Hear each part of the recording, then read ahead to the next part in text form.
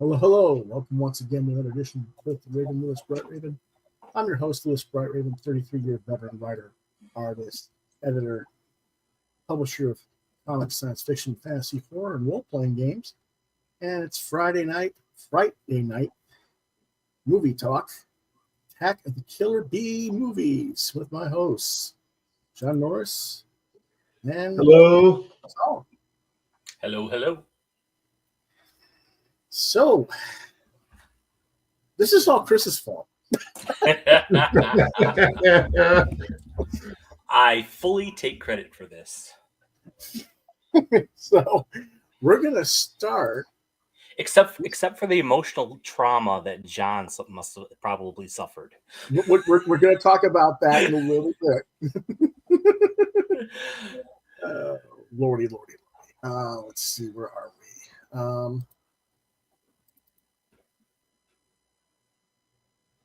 Okay, there it is. We're going to start with our number. Each one of us decided we were going to do a top five. They're not really our top five. They're just random five almost in John's case. 1980s B horror movies that we wanted to review. So we're going to start with each one of our picks with number five. My number five is Prince of Darkness from 1987. Directed by John Carpenter, written by John Carpenter as Martin Quatermass, produced by Larry J. Franco, starring Donald Pleasance, Lisa Blount, Victor Wong, Jameson Parker, and Alice Cooper in a somewhat memorable role, I guess you could say. Edited by Steve Merkovich, music by John Carpenter and Alan Howarth. Production companies Alive Films and Larry Franco Productions. Distributed by Universal Pictures, release date October 23rd, 1987, with a running time of 101 minutes. It had a budget of $3 million and made a box office of $14.2 million. And Monster Fan is in the house. Hey, Monster Fan. How is it going? He's eager to see these choices. I hope we pick some good ones for you, buddy. It's going to be a very entertaining night. I can feel it. What it's about. Centuries ago in the Middle East, the Brotherhood of Sleep, a secret order of the Catholic Church, recovered a large cylinder of swirling green liquid. Kept secret from even the Vatican, the cylinder was eventually moved to Los Angeles, where it has been guarded by the Brotherhood ever since. In the present day, the order's last member dies before he can warn the cardinal that the sleeper awakens. A Catholic priest recovers a key from the last member's possessions, which leads him to the cylinder's hiding place beneath St. Goddard Monastery. He sees this thing, he doesn't know what's going on. I don't know what I'm going to do with this. The priest invites quantum physicist Professor Howard Barak and his team to analyze the cylinder. Barak invites his best students to assist. No, let's not get experts. Let's get my best students to assist me. Wisecracking Walter Vaughn, Demure Kelly, the high-strung Susan Cabot, laid-back Mullins, and lovers Brian Marsh and Catherine Danforth. And then he brings some fellow scientists along. Calder, Lisa, Etchinson, Lomax, Wyndham, and Dr. Paul Levy. Wow, that's an even 13 members of the team. Who'd have thought to do that? The priest tells Barak that he can sense the growing influence of the liquid and needs him to scientifically evidence its true nature to the wider populace as it fears it will soon escape. After the team arrives at the monastery, the local homeless population begins to surround the building. The team analyzes the cylinder, discovering it can only be opened from inside, and that it's at least 7 million years old. Hold on a minute. How do you figure out that it's at least 7 million years old if you can't get in it unless it's been opened from the inside? I'm a little bit confused. Brian realizes that the liquid is prebiotic, but is evolving with purpose instead of decaying. Interesting. I don't know how they figured that out either. Anyway, translating the Brotherhood's ancient textbooks, Catherine identifies differential equations from before their known invention. Lisa's translations, meanwhile, claim that the cylinder contains Satan, who was buried by his father, an ancient god who was banished to the dark side.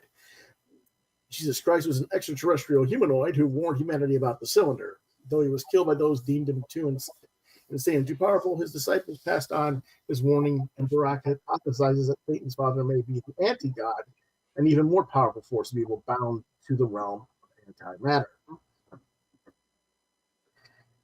Soon the liquid begins to exert its influence beyond its container, possessing Susan, who then spreads possession to or kills several other team members. Those who leave the building are then brutally murdered by the increasingly enthralled homeless people who have surrounded the monastery. The survivors realize that since their arrival, they have experienced a shared dream of a dark figure emerging from the monastery. Brian surmises that the dreams are a warning sent from the future using tachyons. Man, this is an interesting. Where do these scientists come up with these theories? I have an idea. The possessed bring the cylinder to a sleeping Kelly, where the remaining liquid forces itself into her body, transforming her into the physical vessel of Satan, a gruesomely disfigured being with powers of telekinesis and regeneration. Satan attempts to summon the anti-god by reaching through a handheld mirror, but it is too small and the effort fails. Now the possessed attack the remaining survivors, while Satan locates a larger mirror and reaches through and grasps the anti-god's large clawed hand. The priest cuts off Satan's arm and head with an axe, but it instantly regenerates and it again reaches for the anti-god. Seeing this, Catherine charges at Satan and they both fall through the portal. The priest then shatters the mirror, trapping Satan, the anti-god, and to Brian's horror, Catherine in the other antimatter realm. The possessed immediately die as the liquid evaporates from their bodies, while the homeless people wander away, cluelessly, more or less, like, hey, what were we doing here? What? So the survivors, Brian, Walter, Barak, and the priest, are rescued as emergency services arrive to investigate. Took them long enough to get there, didn't it? Sometime later, Brian experiences the dream again, now seeing a seemingly possessed Catherine as a figure emerging from the church. He awakens and finds Catherine lying next to him, disfigured as Kelly was by Satan's possession. Startled awake, he realizes that it was a nightmare. Then he approaches the bedroom mirror and reaches his hand out towards it. Dun, dun, dun. End of movie. What did I think of this? When I first watched this film, which was probably around 1989 on VHS, I was disenchanted by the seemingly loosey-goosey blend of science and religion. And you can tell by my comments on these theories. The story seemed dull and off-putting to me, but I watched it again for a class and discussed the variety of possible interpretations as to what the movie was actually positing. Well, Carpenter is an acknowledged atheist, and I think that's kind of why I didn't care for his blending of science and religion in the manner that he did at the time. I also didn't have the awareness of the two fields of study and how they do, in fact, intertwine between science and religion, and that Carpenter was genuinely trying to tell a story that played off Christianity, but also the otherworld religions and the alien astronaut/UFO connections, while being reasonably respectful to various religions and mythos in the context of the film. There is an underlying tone of neither science nor faith alone will be successful in defeating quote-unquote evil, and that one has to make their own conscious choice of action, even if that choice is at one's own sacrifice for the greater good.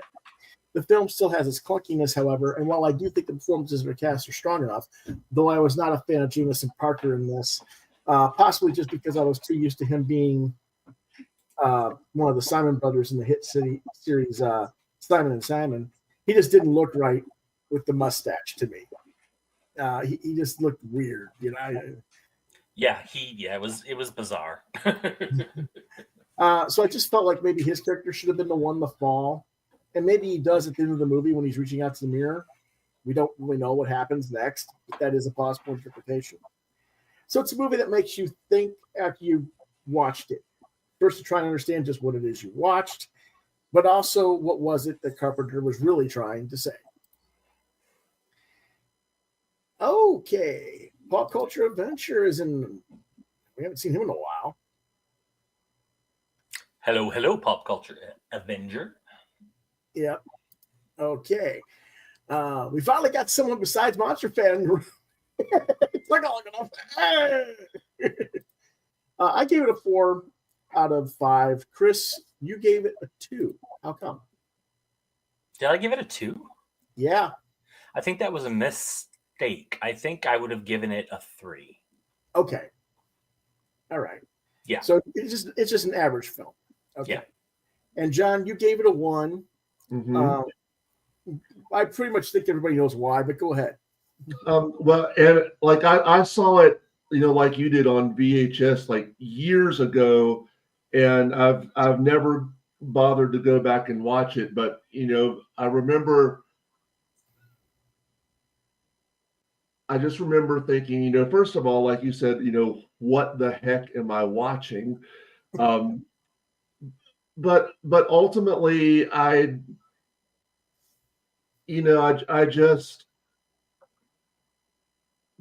just didn't like, the way, like Satan and Jesus were presented, like, and that, like, and that, that's I don't consider myself a completely closed-minded person. I do try to keep an open mind to an extent, Sure. but I just Well, it wasn't just that he was doing that. It was like he was, like I said, he's a little bit loosey goosey with everything, and none of it really quite blends. You Yeah. know, and I think it was just enough, especially at the age you were at that time, that just it turned you off. I think more than anything it else. did. Yeah. It So really did. okay. Well, that was my number 5. What is Chris's? Let's find Well, out. let me tell you what I thought about the movie Okay. real quick. So you asked how the scientists knew that the stuff in the cylinder was so old and knew so much about. Mhm. Well, it was because of the satanic bukkake that went on. It sprayed itself in everybody's mouth, and That's right. so there was just a giant bukkake orgy going on with that stuff. Like it was just inside of everybody, Yeah. Okay. all over their face. It was just, it was bad. So that's how they knew. They're like, that's definitely 500,000 years old. Okay. Okay. That was okay. I'll give you that one. Point for Chris. Okay. Speaking of, what was your number 5 film? Let's find out. Classic Toxic Avenger 1984. Directed by Michael Hertz and Lloyd Kaufman, the great Lloyd Kaufman, and Samuel Weil. Screenplay by Joe Ritter. Story by Lloyd Kaufman. Produced by Lloyd Kaufman and Michael Hertz. Starring Andrea Miranda, Mitchell Cohen, Pat Ryan Jr., Jennifer Baptiste, Robert Pritchard, Cindy Mannion, Gary Schneider, Mark Torgel, edited by Richard W. Haynes, distributed by Trauma Entertainment, release date April 4th, 1986 in the USA, running time of 82 minutes. Budget was $500,000, which for Trauma is that's a big budget. Box office 15 million, claimed by Lloyd Kaufman, not confirmed. Yeah, I couldn't find anything even remotely confirming that. I was here. It didn't even get 1 million according to what I could get confirmed. So who knows what it really got? But that Well, they had to count in VHS and all that stuff, so it was huge in VHS. Yeah. But anyway, there you All go. right, what is it about? Melvin Ferd, Junko III, is a 98-pound janitor at a health club in the fictional town of Traumaville, New Jersey, where the customers, Bozo, Slug, Wanda, and Julie regularly harass and bully him. They trick Melvin into wearing a pink tutu and hugging a sheep. He is ridiculed and chased around the health club and out of a second-story window where he falls into a drum of toxic waste, which transforms him into the hideously deformed mutant with superhuman size and strength. A group of drug dealers led by Cigar Face are trying to bribe a police officer when he refuses to accept the money. Cigar Face and his gang prepare to castrate him. Melvin appears and kills the criminals and leaves a mop in their faces as a calling card. Cigar Face escapes, promising to take revenge. When Melvin returns home, his mother is terrified of him and will not let him in the house, so he builds a makeshift home in the local junkyard, where a gang of 3 men hold up a Mexican restaurant and attack a blind woman named Sarah. Hubba hubba. They kill her guide dog and attempt to rape her, but are stopped by Melvin. Melvin takes Sarah back to her home where they get to know one another, and become romantically involved. Melvin, you're beautiful. Melvin continues to fight crime, including drug dealers and pimps for underage prostitutes. As Melvin gives aid to the people in the city and is celebrated as a hero, Mayor Belgoody, the leader of Traumaville's extensive crime ring, fears having the truth exposed. He wants Melvin gone. A group of men, led by Cigar Face, surround Melvin with guns. Just before they fire on him, he leaps up to a fire escape, so they shoot each other instead. Melvin then takes revenge on the 4 bullies who caused his transformation. He first attacks Wanda in the health club sauna and burns her backside on the heater. He returns to the globe later, pursues Julie into the basement, and cuts off her hair. He confronts Bozo and Slug after they steal a car. They attempt to run Melvin down, but he leaps on to the roof and throws Slug out of the moving car. Melvin then gets in and pulls off the steering wheel, causing Bozo to drive off the side of a cliff. The car explodes, killing Bozo. When Melvin kills a seemingly innocent old woman in a dry cleaning store, in fact, a leader of a human trafficking ring, Belgoody calls in the United States National Guard. Melvin is horrified at what he has become. He and Sarah move away from the city and into the nearby woods. They are eventually discovered, and the mayor and the National Guard come to kill him. However, the people of Traumaville step in, and Melvin's mother identifies the mutant as her son.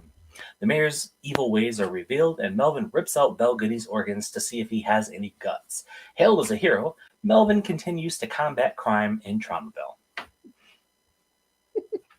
All right. So what I thought. All right. This movie, it's a classic, and it holds a special place in my heart because where did I first see this movie? No, it wasn't at a friend's house, in their basement in the dark, like going, shh, your mom's awake, it was at a church lock-in. They brought this and we watched it upstairs. Yes. While the counselors the counselors were downstairs eating food and talking. And we were up in the nursery watching it. So I was like, oh my God. And John is now horrified. Right. And while this isn't high cinema, it's a classic. It exemplifies the 80s. You can actually get behind Melvin. Like, you really feel sorry for Melvin, and you really want him to get his revenge. And it's got great one-liners. It's got the usual Lloyd Kaufman, cameos. Yeah, it's just. Yeah, I'm not disagreeing with you. I'm hearing you. I hear what you're saying. Like you said, when he puts is it Cindy on the hot coals or on the sauna, he's like, cool off, hot ass. Mm-hmm. It's got some great lines, and it's just a fantastic movie. Yeah. Let's see. I gotta be honest. I never really cared for the film. Not a bad film per se. I just never really cared for the character's origins or the fact that he starts out more or less being heroic and then decides after he's done some reasonably good deeds to be the monster and exact vengeance on those who caused him to become the mutant he is. It just felt out of character, or at least out of order of what it should have been. Like, if he had done that stuff first and then said, oh, I'm a mutant. No, I got to do better. I got to be better. I can do better. And then did the heroic things I would be. But he does all the heroic stuff first and then does the sort of bad, vengeful stuff. I'm like, a little bit out of order for me. I also kind of felt like it was being, for lack of a better word, disrespectful to real heroes or real superheroes. Now, I just turned 12 the first time I saw it, and so I didn't really grasp what they were doing was parody of the genre and stuff like that. I was thinking it, like this is like a character like Superman or Batman. I was like, no, this isn't right. This is just a really cheesy copycat Swamp Thing. And seeing Swamp Thing not that long earlier, I was not impressed with the movie as a result. Over the many years since, however, I have come to appreciate what the filmmakers were trying to do. So I don't hate the film like I did when I was 12 to 14. Back then, I wouldn't have even given the film a half star, but I'm still not that impressed. John saw it. What do you think, John? I mean, I saw it because I was curious and it was free on YouTube. So There you go. Pretty much. And of course, this was back in the era when they were taking R-rated movies and making animated series out of them, like RoboCop and Rambo, and of course this led to Toxic Crusaders, which I had seen 1 or 2 episodes of. But yeah, this is it was just a bit much for me. Yep. There are multiple films in the franchise plus the comics, and he's right. As John was saying, they had the Toxic Crusader cartoon, and he gives it 5 out of 5. So yes, I know. Ultra Avenger gives it 5 out of 5. Yep, but we don't. I'm sorry. Come on, it's a buddy romance between a mutant and a blind woman. I mean, how can you not love that? It's 4 for Chris, 2 for me. Now remember, I would have only given it half a star, so I've actually come to appreciate it some with a 2. And John gives it a 1. This is practically a Disney movie.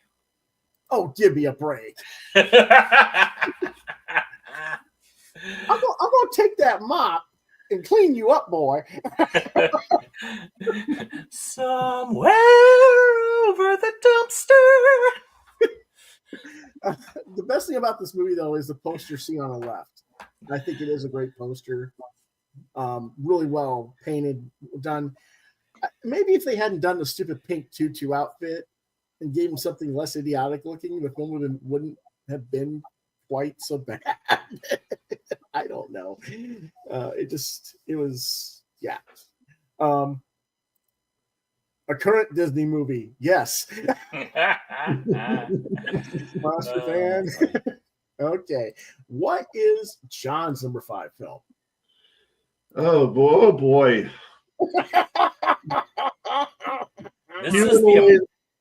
I'm sorry? This is the emotional trauma I was talking about earlier. Yes, and I willingly subjected myself to it. So Humanoids from the Deep from 1980,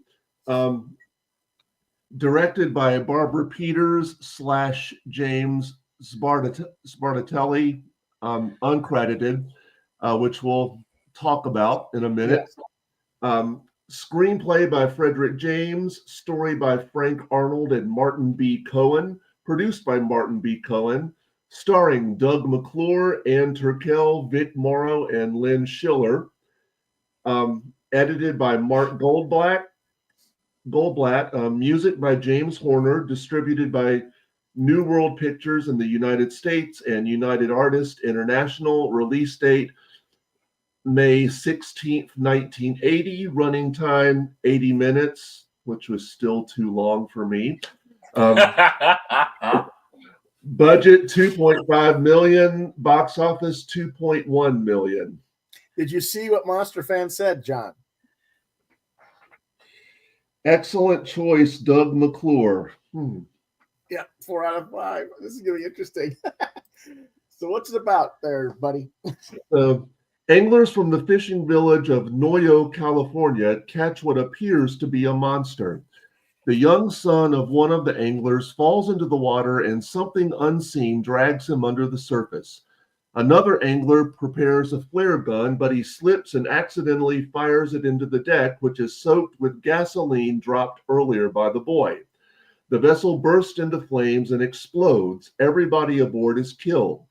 Jim Hill and his wife Carol witness the explosion. Later, Jim and Carol's dog goes missing, and the pair finds its dismembered corpse on the nearby beach. The following day, teenagers Jerry Potter and Peggy Larson go for a swim at the beach. Jerry is abruptly pulled under the water. Peggy believes it's a prank until she discovers his mutilated corpse. Peggy screams and tries to reach the beach, but a monstrous figure drags her across the sand. The humanoid creature tears off her bikini and rapes her. That night, 2 more teenagers are camping on the same beach. Billy is about to have sex with his girlfriend, because of course he is, when another humanoid monster claws its way inside, kills him, and chases Becky onto the beach. She outruns her assailant, but then runs into the arms of yet another monster, which throws her to the sand and rapes her.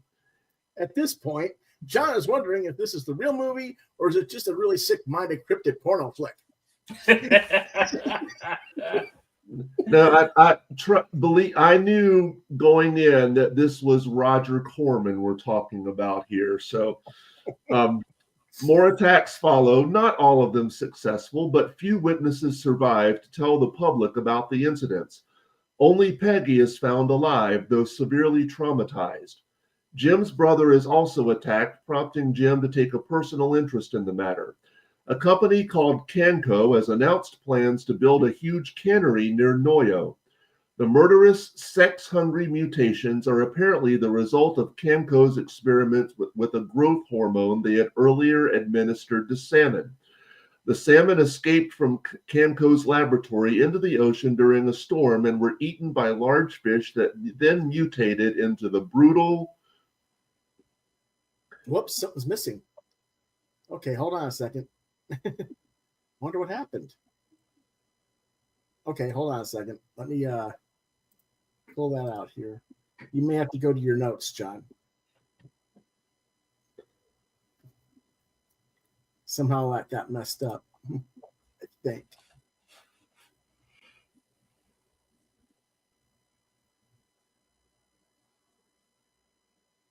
Do you have it nearby? Yep. All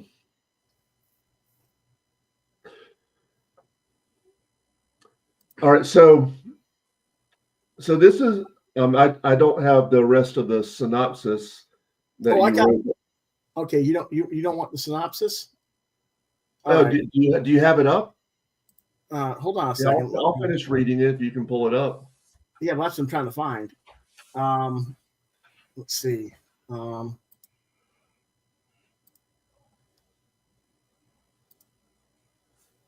Nope, some of it got cut out. Okay, let me. Sorry, folks, just a little glitch. Yeah, it's my fault. Too many things to type and make graphics for, guys. I'll send it to you.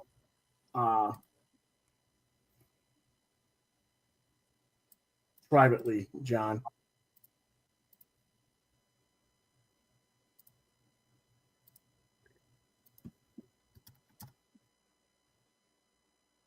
It's in your messenger.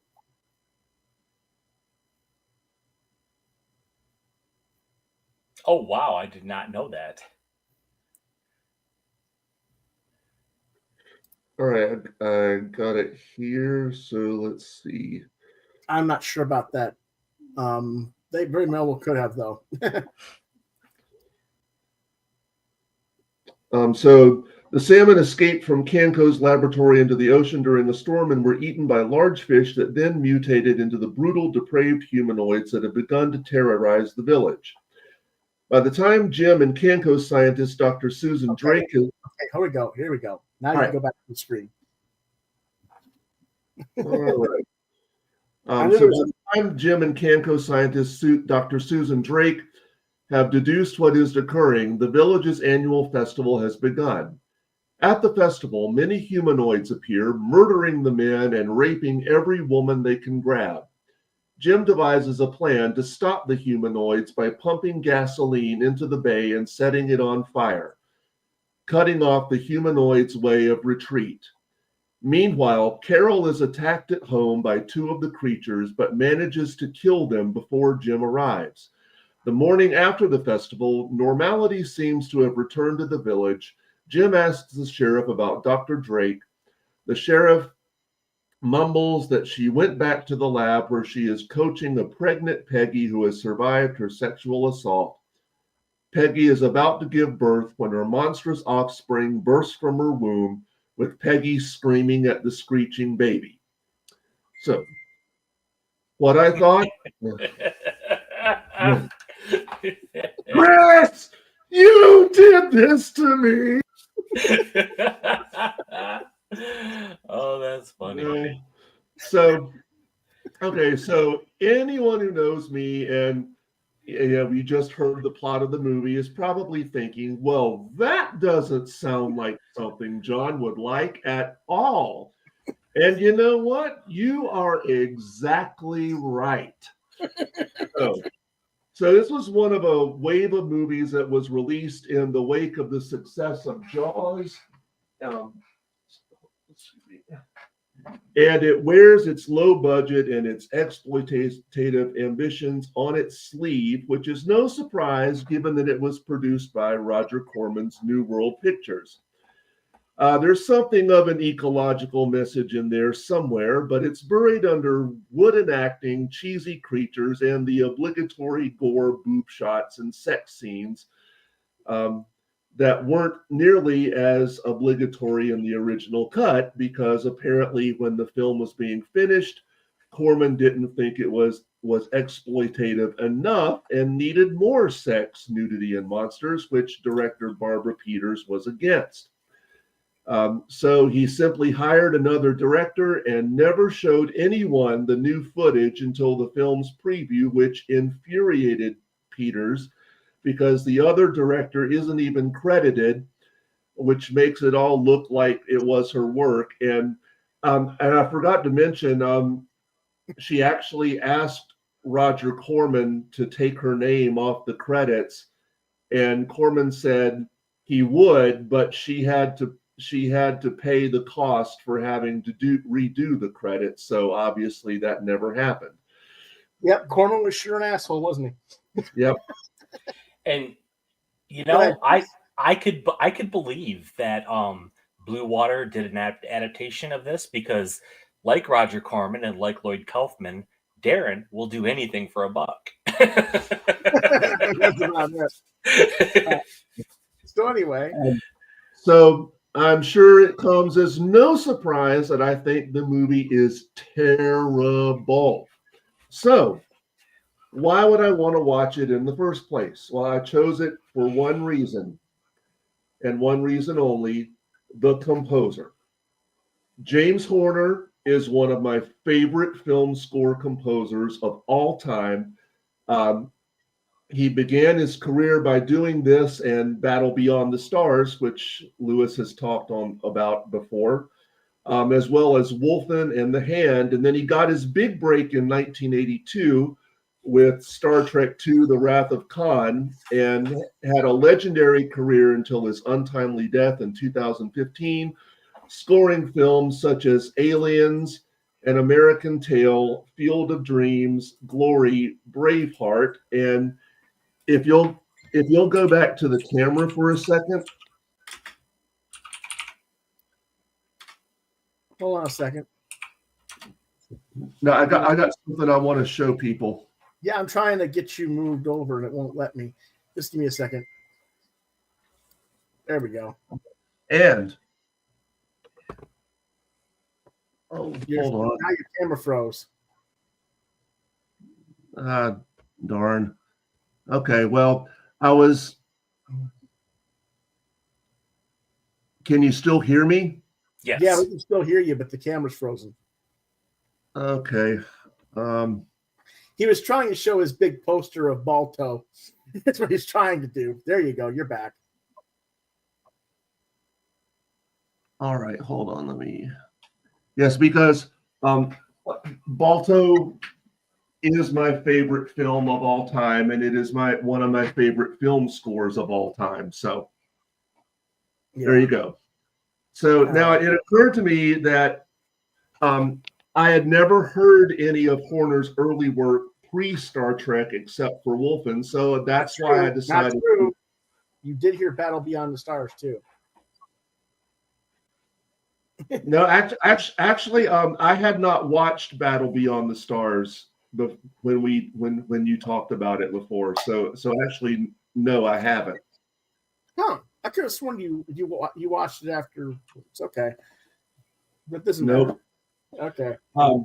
So that's why I decided to give this movie a chance. Now, this was only his second film, and he wrote the score in 14 days, and it is the only good thing about this movie, as far as I'm concerned. And it's not some cheesy synth-heavy score that you would hear in some low-budget horror movies. It's a fully orchestrated score, which is better than it has any right to be, and really deserved a better movie. And for those of you who don't know, there's a lot of big name directors, editors, composers that owe their career to Roger Corman, because Yeah. Roger, he would let anybody do that. He'd be like, "You want to direct a movie? Great. Edit it? Fine. Compose? Yeah, sure. I'm not going to pay you, but you can do it." So yeah, a lot of big names got their start with Roger Corman. And Pop Culture Victor says Blue Water published the book in 2010, and eBay has a sale for $89.95. He just checked. And they can keep their book. I don't want to spend $90 on that. Oh, that's funny. But anyway, so again, the only reason you're giving this score any rating at all is because the soundtrack. The music score. Yeah, the score for it. And as far as the film is concerned, what do you think about it? They can burn it. But here's what Chris and I were thinking when we found out that you were going to actually watch this. Oh, good heavens, no. Don't watch it, John. No, John. No. Stop.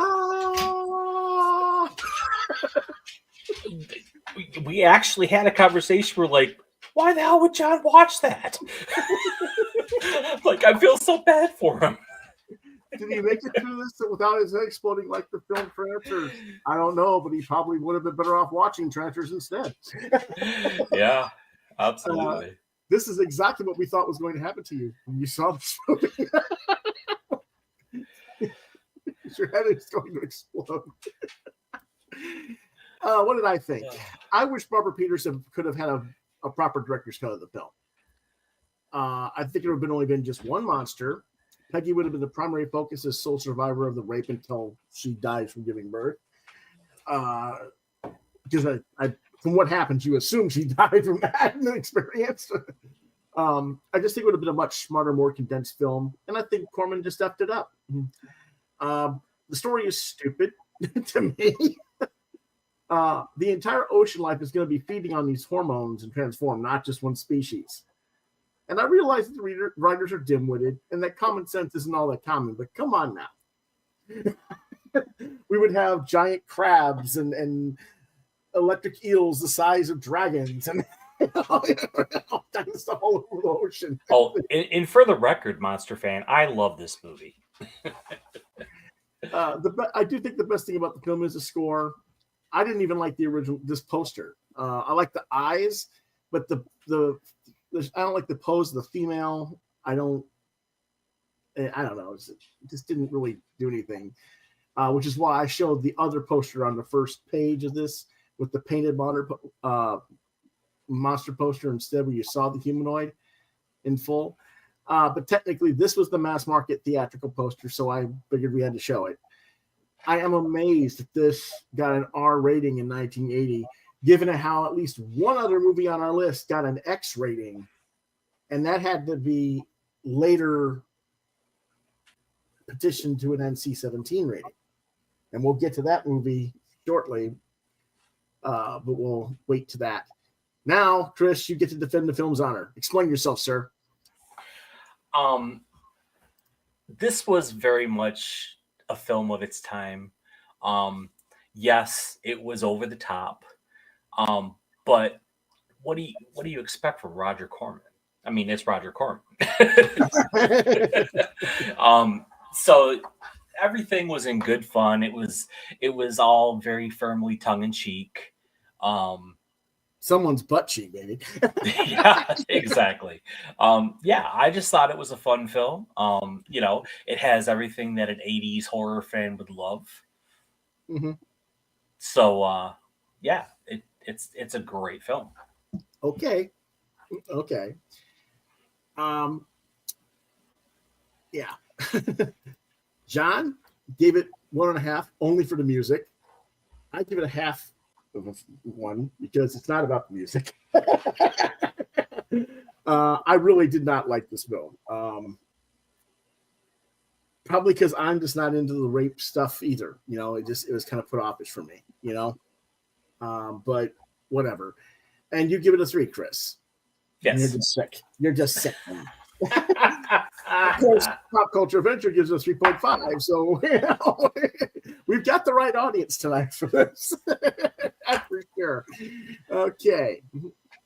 So we're doing okay so far. The Japanese movie poster of humanoids is pretty cool. Okay. So those were our number 5 lists. What made our number 4? Oh boy, this is going to be interesting. You guys think that was bad? Here we go. My number 4, and I don't know if I'm really thrilled about this choice, is Basket Case from 1982, written and directed by Frank Henenlotter, produced by Arnold H. Bruck, Edgar Levins, and Tom Kay, starring Kevin Van Hentrick, Terry Susan Smith, Beverly Bonner, Robert Vogel, Bill Freeman, and more. Edited by Frank Henenlotter, music by Gus Russo, production company Basket Case Productions, distributed by Analysis Film Releasing Corporation, Rugged Films, and Creswin Distribution. Release date of April 7th, 1982, with a running time of 91 minutes with a budget of $35,000, with a box office that was nothing for information enough to be discernible. What's it about? Dr. Julius Lifflander is frightened by something outside of his country home near Glens Falls, New York. The shadowed creature then cuts his phone line and power before killing Lifflander by tearing at his face. We are then cut to Dwayne Bradley, who arrives in New York City with a locked wicker basket. He gets in a room at a cheap hotel right down the hall from a sex worker named Casey. He takes some hamburgers and feeds them to a creature in his basket, which talks to him telepathically. When Dwayne is out the next day, a man named Brian O'Donovan looks through Dwayne's keyhole in order to steal Dwayne's wad of money. Casey scares him off and informs Dwayne about it. But Dwayne takes his basket to see Dr. Harold Needleman and befriends his assistant, Sharon. Needleman contacts Judith Cutler and tells her about Dwayne's visit and Lifflander's death, but she ignores him because Needleman and Cutler and Lifflander had something to do with Dwayne and this other creature. Dwayne goes back to Needleman's that night and empties the creature, who is in fact revealed to be his twin brother Belial. That's a hell of a name. Dwayne and Belial. Yeah. Parents. I don't know. Anyway, he dumps his twin brother onto the floor, and Belial kills Needleman by gutting him with his claws. The next day, Dwayne then goes to meet Sharon at the Statue of Liberty, and they kiss. Belial senses this with their telepathic abilities and trashes the hotel room in a temper tantrum because, hey, my brother's getting something I'm not. He hides when the hotel manager opens the door to see what the commotion is. O'Donovan then sneaks inside to steal Dwayne's money, but then gets killed by Belial when he opens the basket. Dwayne senses the attack telepathically and then hurries back to the hotel. And then they get in an argument, and Dwayne tells Belial that, hey, I deserve some time for myself. These are from his youth. He has a place in his heart for all of these. His heart is something else. Anyway. So anyway, Dwayne with the basket runs into Casey at a bar, and he's drunk, so he tells her that Belial's in the basket and is his twin brother. But you don't look anything alike.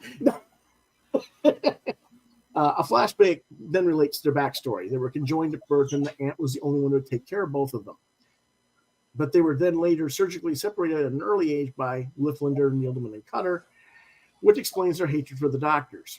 Then they murdered their father, which was ruled an accident, and they lived with their aunt before she died. They then went to murder the doctors who had separated them. Because, gee, why would you be unhappy? We've got to get rid of them, Belial deeply resents being cut off from his normal-looking brother, and Dwayne equally resents how everyone else acts heartlessly towards Belial.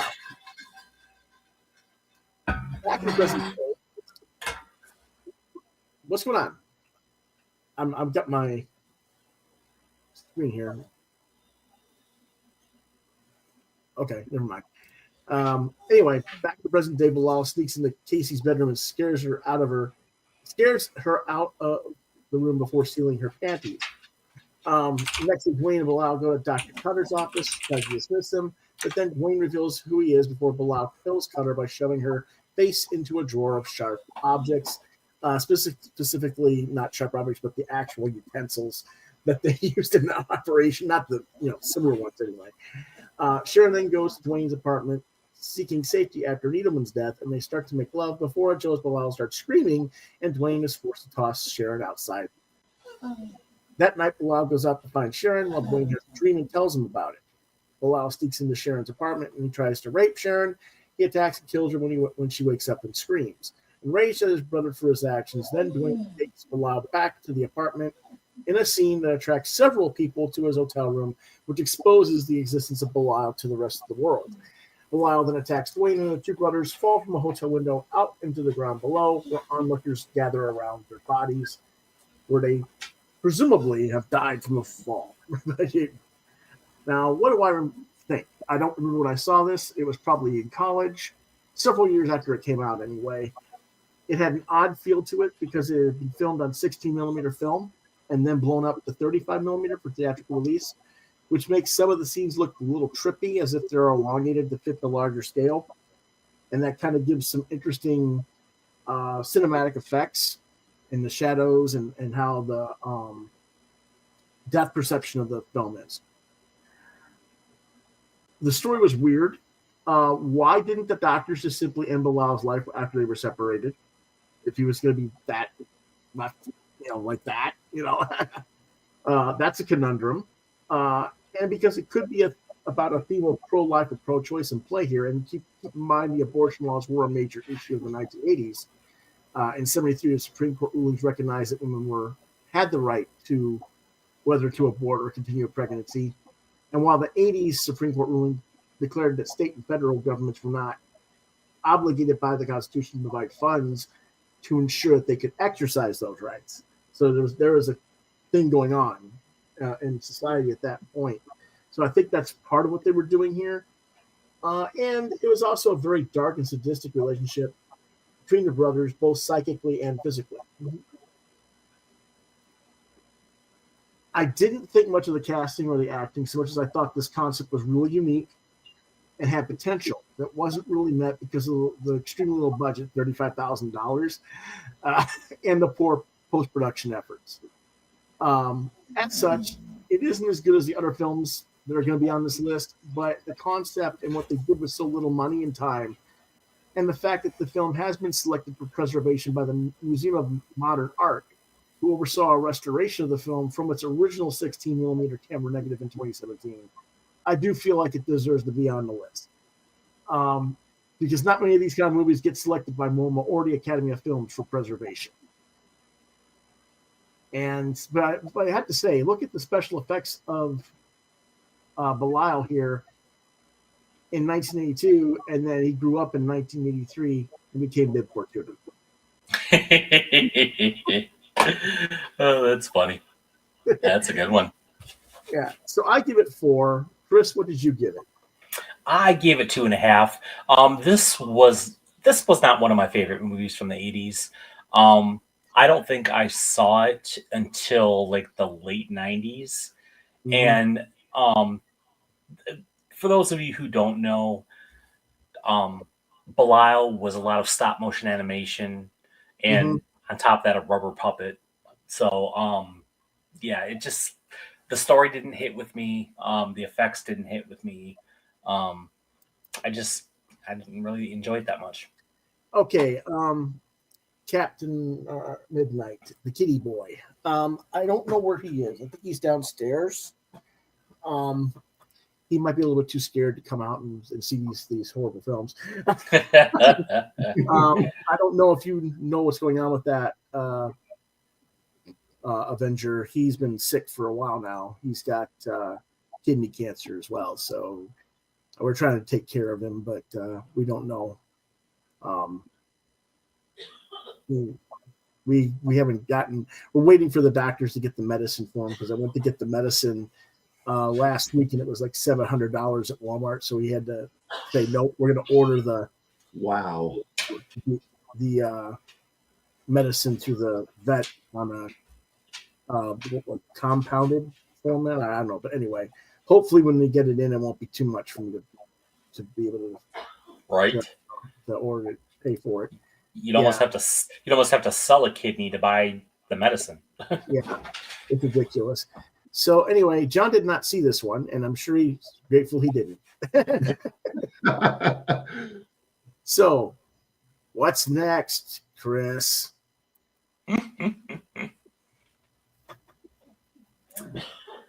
The Evil Dead, 1981, written and directed by Sam Raimi, produced by Robert G. Taper, starring Bruce Groovy Campbell, Ellen Sandwise, Richard Domanicore, Betsy Baker, Teresa Tilley, edited by Edna Ruth Paul, music by Joe LaDuca, production company Renaissance Pictures, distributed by New Line Cinema, release dates October 15th, 1981 in the Redford Theater, April 15th, 1983 in the United States. Running time was 85 minutes. It had a budget of $375,000, a box office of $2.6 million, and it was filmed in Michigan. So what it's about. 5 Michigan State University students, Ash Williams and his girlfriend Linda, his sister Cheryl, and their friend Scott, and Scott's girlfriend Shelley, vacation at an isolated cabin in rural Tennessee. Approaching the cabin, the group notices the porch swing move independently. However, it stops as Scott grabs the door key. While Cheryl draws a picture of a clock, the clock stops, and she hears a faint voice instruct her to join us. Her hand becomes possessed, turns pale, and draws a picture of a book with a face on its cover. Although shaken, she does not mention the incident. When the cellar trapdoor flies open during dinner, Shelley, Linda, and Cheryl remain upstairs as Ash and Scott investigate the cellar. They find the Naturum de Manto, a Sumerian version of the Egyptian Book of the Dead, along with the archaeologist Raymond Noby's tape recorder. Scott later plays a tape of the incantation that resurrects a demonic entity. Cheryl yells for Scott to turn off the tape recorder, and a tree branch breaks one of the cabin's windows.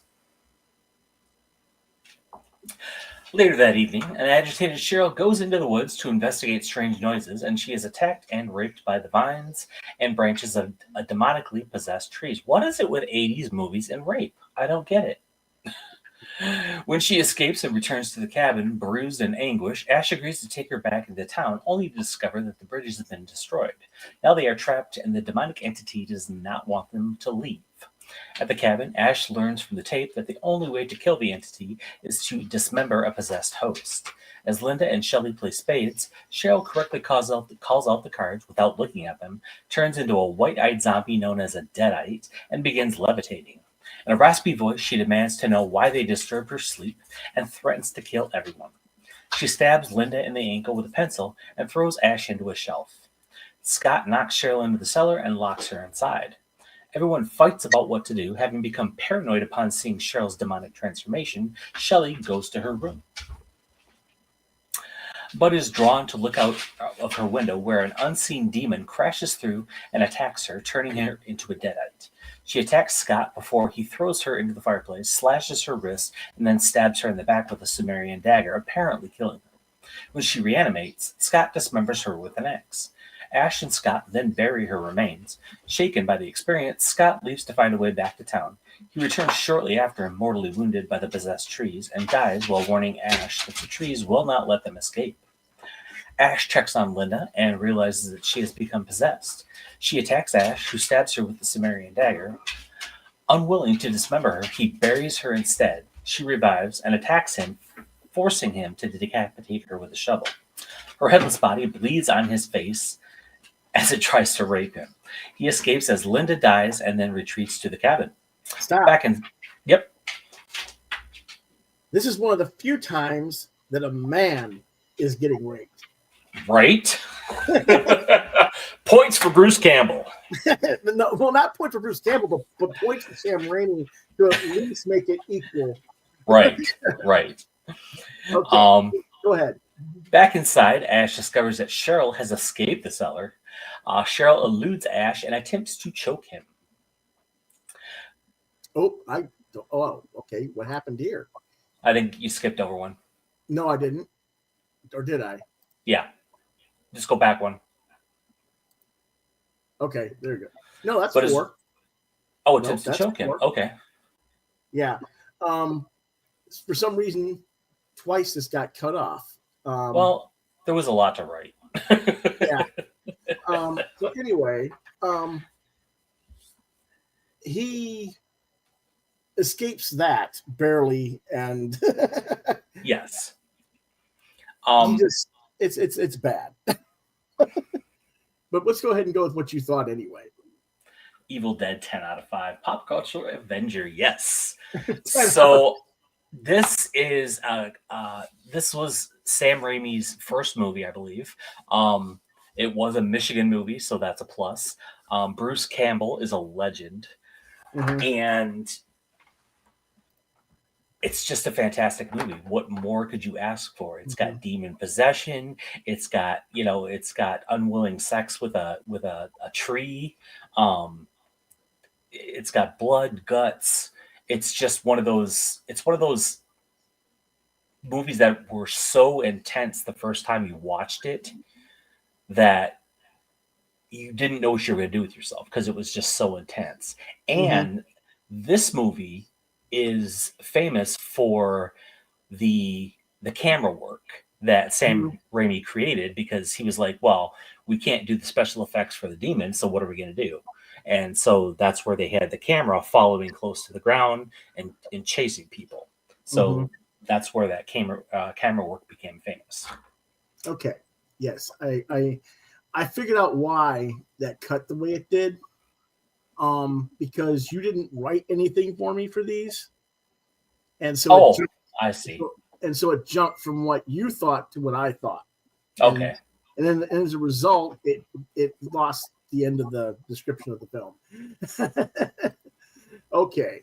What did I think about it though? Let's see. At least I figured out why it did that. Overrated. I don't know. I think the only reason this became a cult hit was because this was the film that was rated X. Due to the level of violence and gore and the male rape scene. Several countries forced a significant edited version release. Some countries refused to show this or have it distributed at all. And it was later changed to NC-17 because of the cult popularity and Raimi paying the Motion Picture Association to re-rate it to get the stigma off of the film, since it spawned the whole Ash Williams franchise of spin-off movies. Chris, you gave it a 4 out of 5. And I'm not saying you're wrong, okay?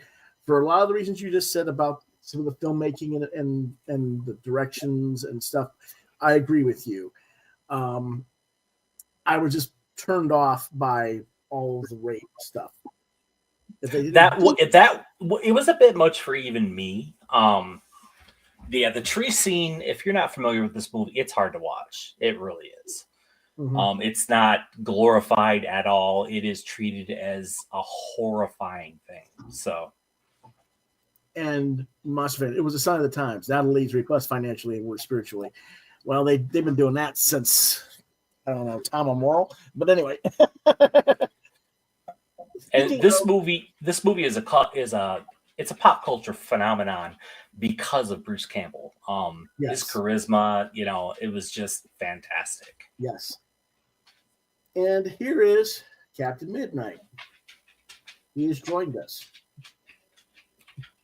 And also, for those of you who do not know, and who may have watched Evil Dead 2, you know, a lot of people at the time thought, well, this is the same movie. Why are they, you know, it's the same thing. Well, what happened was that they couldn't get the rights to their own movie. So they had to refilm part of it. So that's why the beginning is almost identical. Now, he decided he's going to lay down in my lap. Oh, Monster Fan only gives it 3.5 out of 5. Yeah.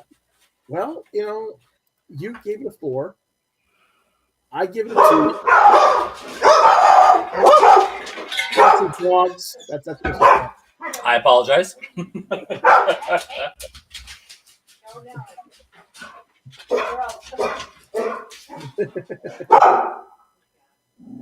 You would have hated this film, John, but you would have thought, wow, that's some great camera work. I have not seen this movie yet. Are you planning to? After hearing the description, I might again just out of sheer curiosity. mm-hmm. Well, at least you're forewarned this time. Yes, yes. I'm I've seen a couple of clips of it, but yeah. Oh yeah. Burn Notice. Yeah, Campbell was really good in Burn Notice. Yeah. You know, we're not knocking Bruce Campbell's performance or him as an actor in any way, shape, or form. Like I said, I was just put off by the rape scenes and those. It wasn't my thing. That's all. So that's okay. I mean, it's not everybody's cup of tea. So. Yeah. So what was John's number 4? Well, The Stuff from 1985, written and directed by Larry Cohen, produced by Paul Curta, starring Scott Bloom, Michael Moriarty, Andrea Marcovici, Garrett Morris, Paul Sorbino, Danny Aiello, and more, edited by Armand Lebowitz, music by Anthony Guethon. The jingles were written by Richard Seaman, distributed again by Roger Corman's New World Pictures.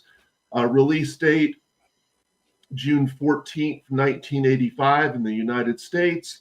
Running time 87 minutes, budget 1.7 million, box office we don't know, not applicable. right. And that's Moriarty. Oh, sorry, Moriarty. I did know that. I just temporarily forgot it. Yeah, okay. So what it's about, several quarry workers in Georgia discover a white cream-like substance bubbling in the ground. Said to be addictive and sweet, the substance, marketed as the stuff, is sold to the general public in containers much like ice cream or yogurt. Despite nobody knowing what it is and having 0 calories, the stuff becomes a nationwide hit. One night, a young boy named Jason discovers the stuff is seemingly alive. Despite his efforts to convince his family, they dismiss him, continuing to consume it and nothing else. Later, he is arrested by a sheriff at a supermarket after vandalizing the stuff's displays. The stuff continues growing in popularity, with many becoming obsessed with it. Former FBI agent turned industrial saboteur David Mo Rutherford is hired by the leaders of the suffering ice cream industry to find out exactly what the stuff is and eradicate it. Rutherford bands together with junk food mogul Charles W. Chocolate Chip Charlie Hobbs, who has lost control of his company and is now living in poverty. At the town's post office, both find the owner, a regular consumer of the stuff, dead. Both find out the item's secret. The stuff is actually a living, parasitic, extraterrestrial organism that gradually takes over the brain and mutates those who eat it into zombie-like creatures, which it then uses to make more of itself before bursting out of their bodies and leaving empty husks behind. The stuff's weakness is that it is susceptible to fire, and Mo uses this to escape several traps set up by the stuff and zombies. Rutherford eventually saves Jason and pairs with his lover Nicole, an advertising executive. The trio infiltrates the distribution plant, an organized corporate effort to spread the stuff to eliminate world hunger, and manages to destroy the lake where the stuff is being extracted with explosives. Meanwhile, United States Army Colonel Malcolm Gromit Spears, a retired soldier, teams up with the trio and leads a militia in battling the zombies and transmitting a civil defense message for Americans to break their addiction to the stuff by destroying it with fire. However, as they attempt to broadcast their warning, a mass of the stuff bursts out of a zombified Charlie's throat, cornering Nicole and Jason in a recording booth. Rutherford electrocutes the stuff, burning it, and then they make their national broadcast. The stuff's popularity quickly plummets as the public rallies to destroy all supplies. With the crisis seemingly averted, Rutherford, Nicole, Jason, and Colonel Spears are hailed as national heroes. Mo then visits the head of the stuff company, Mr. Fletcher. He tells Mo that the destruction of the mine has not hurt his business since the stuff exists in many areas, but Mo swears to rid the world of its existence. Mr. Fletcher then introduces Mr. Evans, the ice cream mogul who had initially hired Mo, with whom he now works alongside. They introduce a new product, the Taste, a mixture of 88% ice cream and 12% the stuff, supposedly enough to make people crave more without it taking over their minds. An undaunted Mo brings in Jason carrying a box full of the stuffed containers. He holds both moguls at gunpoint and forces them to consume the product as punishment for the innocent lives they have destroyed with the product. As they eat, Rutherford inquires, "Are you eating it, or is it eating you?" After they finish, Mo and Jason leave them behind as police sirens can be heard approaching. Smugglers sell the stuff on the black market where one of them tastes it. In a post-credit scene, a woman in a bathroom says, "Enough is never enough," while holding the stuff. So what I thought, so I remember seeing the VHS cover for the stuff when I was a youth in the 80s, but I didn't know who Larry Cohen was until he became a guru for Trailers from Hell. Now, for those who don't know, Trailers from Hell is a website run by Joe Dante that features filmmakers talking about their favorite films while the film's trailer plays. So that's how I discovered his movie Q the Winged Serpent, and that's what eventually led me to the stuff. I was intrigued upon reading that Cohen's inspiration was consumerism, corporate greed, and observing how much junk food people consume. The film was not a hit, and once again, New World Pictures wasn't happy. According to Cohen, they wanted a nasty, straight up horror film, and what they got was more of a satirical black comedy. So what do I think? I wouldn't say it's a good movie, but it is entertaining, and I like that it attempts to say something. But then there's Michael Moriarty's performance. Moriarty, sorry. So, like, bad acting is one thing, like Humanoids from the Deep. But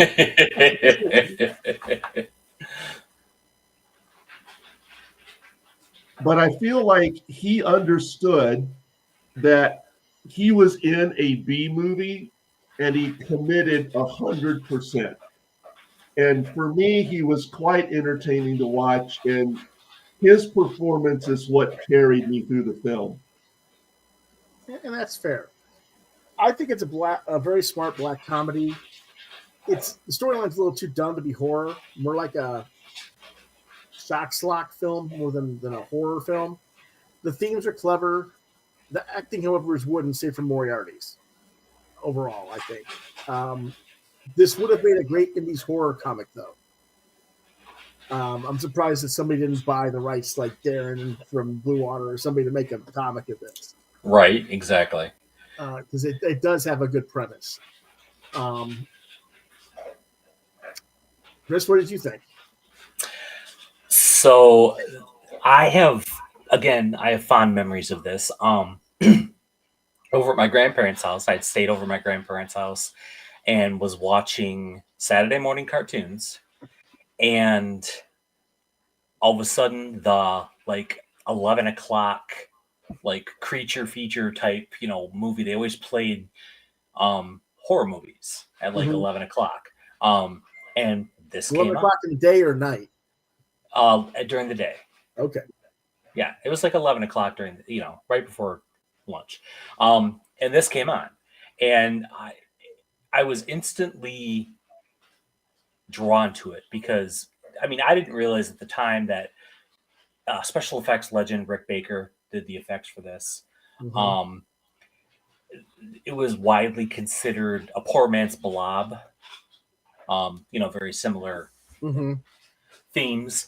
But I was watching it, and the stuff comes bubbling out of the ground, and what's the first thing they do? They go, let's taste it.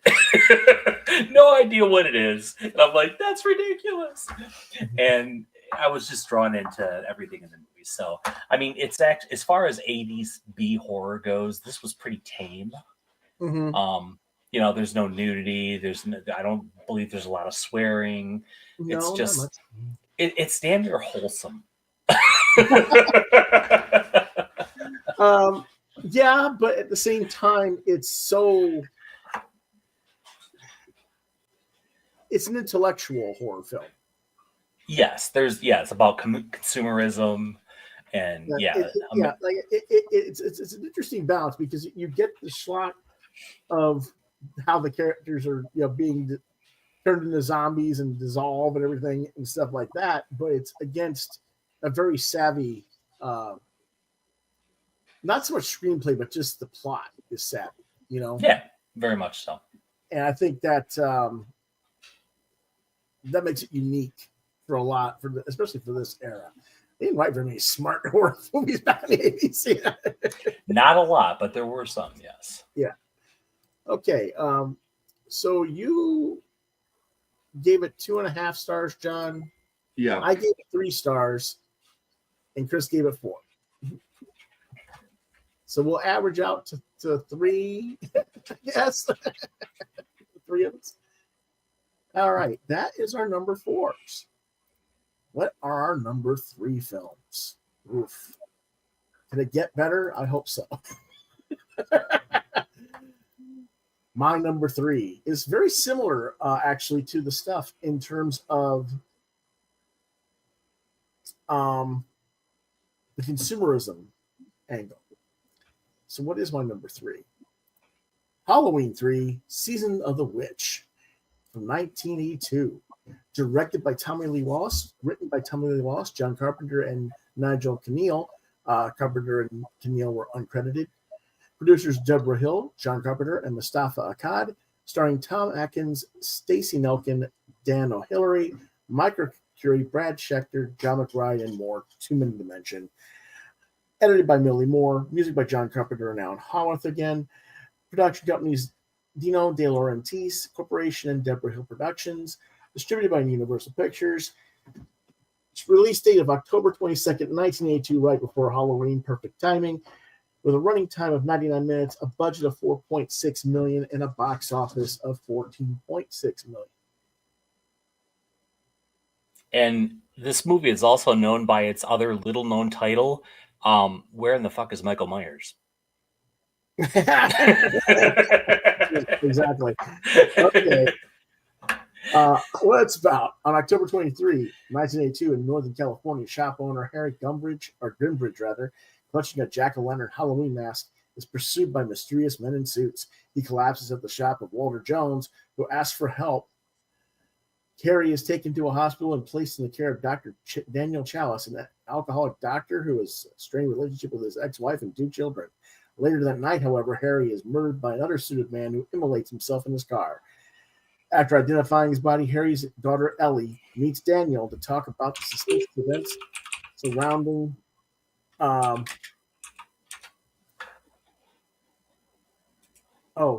John just dropped out from Spectrum.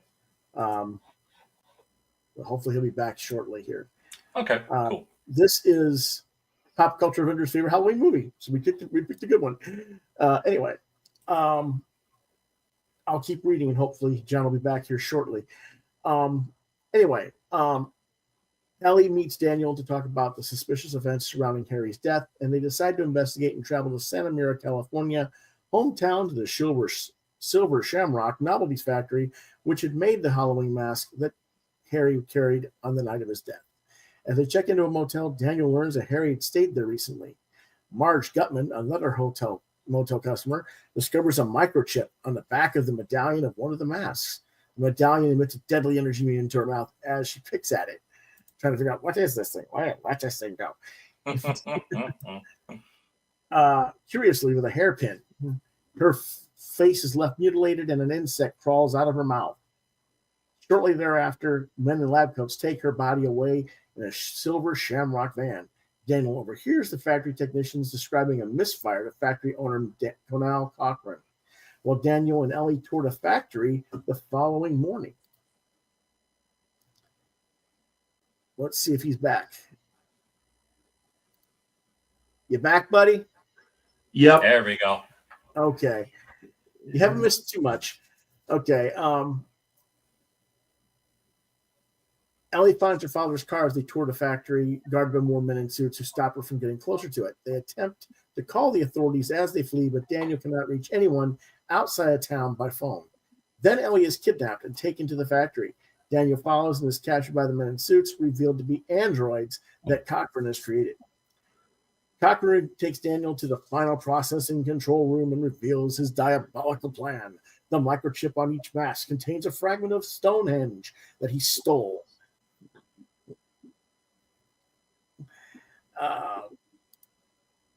Atkins is a good actor. Monster fan, 5 out of 5. Love several things of this. Yep. Okay. Children are not sacrosanct. Yep. Okay. There we go. Upon viewing the big giveaway commercial, the microchips on their mask will activate, killing the wearer with brain damage and releasing a swarm of insects and snakes that will kill everyone instantly. They'll come pouring out of their skulls or something. Anyway, Cochran demonstrates this power of the mask to Daniel by killing the Cooper family who are visiting the factory. They want a free visit to the factory just to see you get killed. So anyway, this got cut off too. This is crazy. All right. Anyway, I'll tell you what else happens.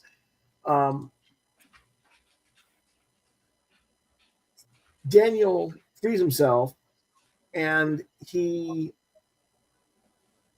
manages to escape everything, and Cochran gets his comeuppance by getting the mask on as well. But he thinks he's saved. Oh shoot, I can't think of her name now. Ellie. Ellie. Ellie? Yeah. He thinks he saved Ellie as well. And when Ellie comes out, it turns out that she is a android and has been killed. Everybody's an android. And it's all about witchcraft.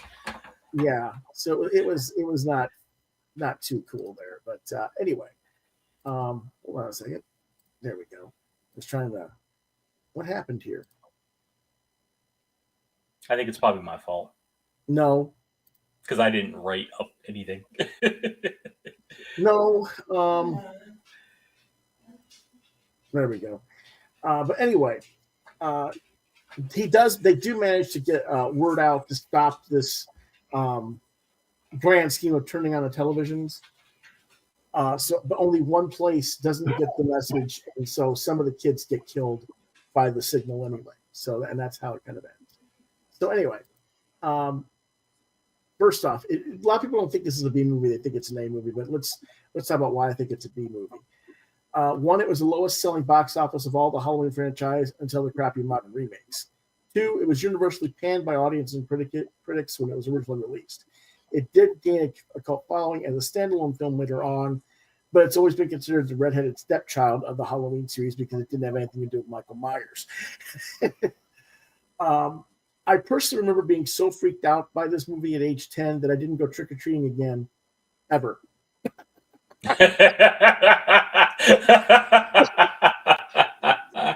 Oh, that's kind of funny. It's sad, but it's funny. Yeah, I specifically remember being too scared to want to wear a mask because of the movie, because of seeing this movie. So having that effect on me as a viewer means they had to have done something right. To this day, I do not like wearing over-the-head masks. I've worn a few, but I take them off right away. I'm totally uncomfortable in them.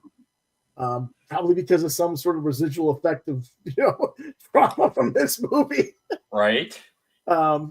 Whenever I've done costumes, I've either worn face paint or I portrayed a character where at least my face wasn't covered. Now the story is both hokey and brilliant at the same time. The Mad Cochran and his plan are diabolical, and the scene where the family is killed and how still keeps me out to this day.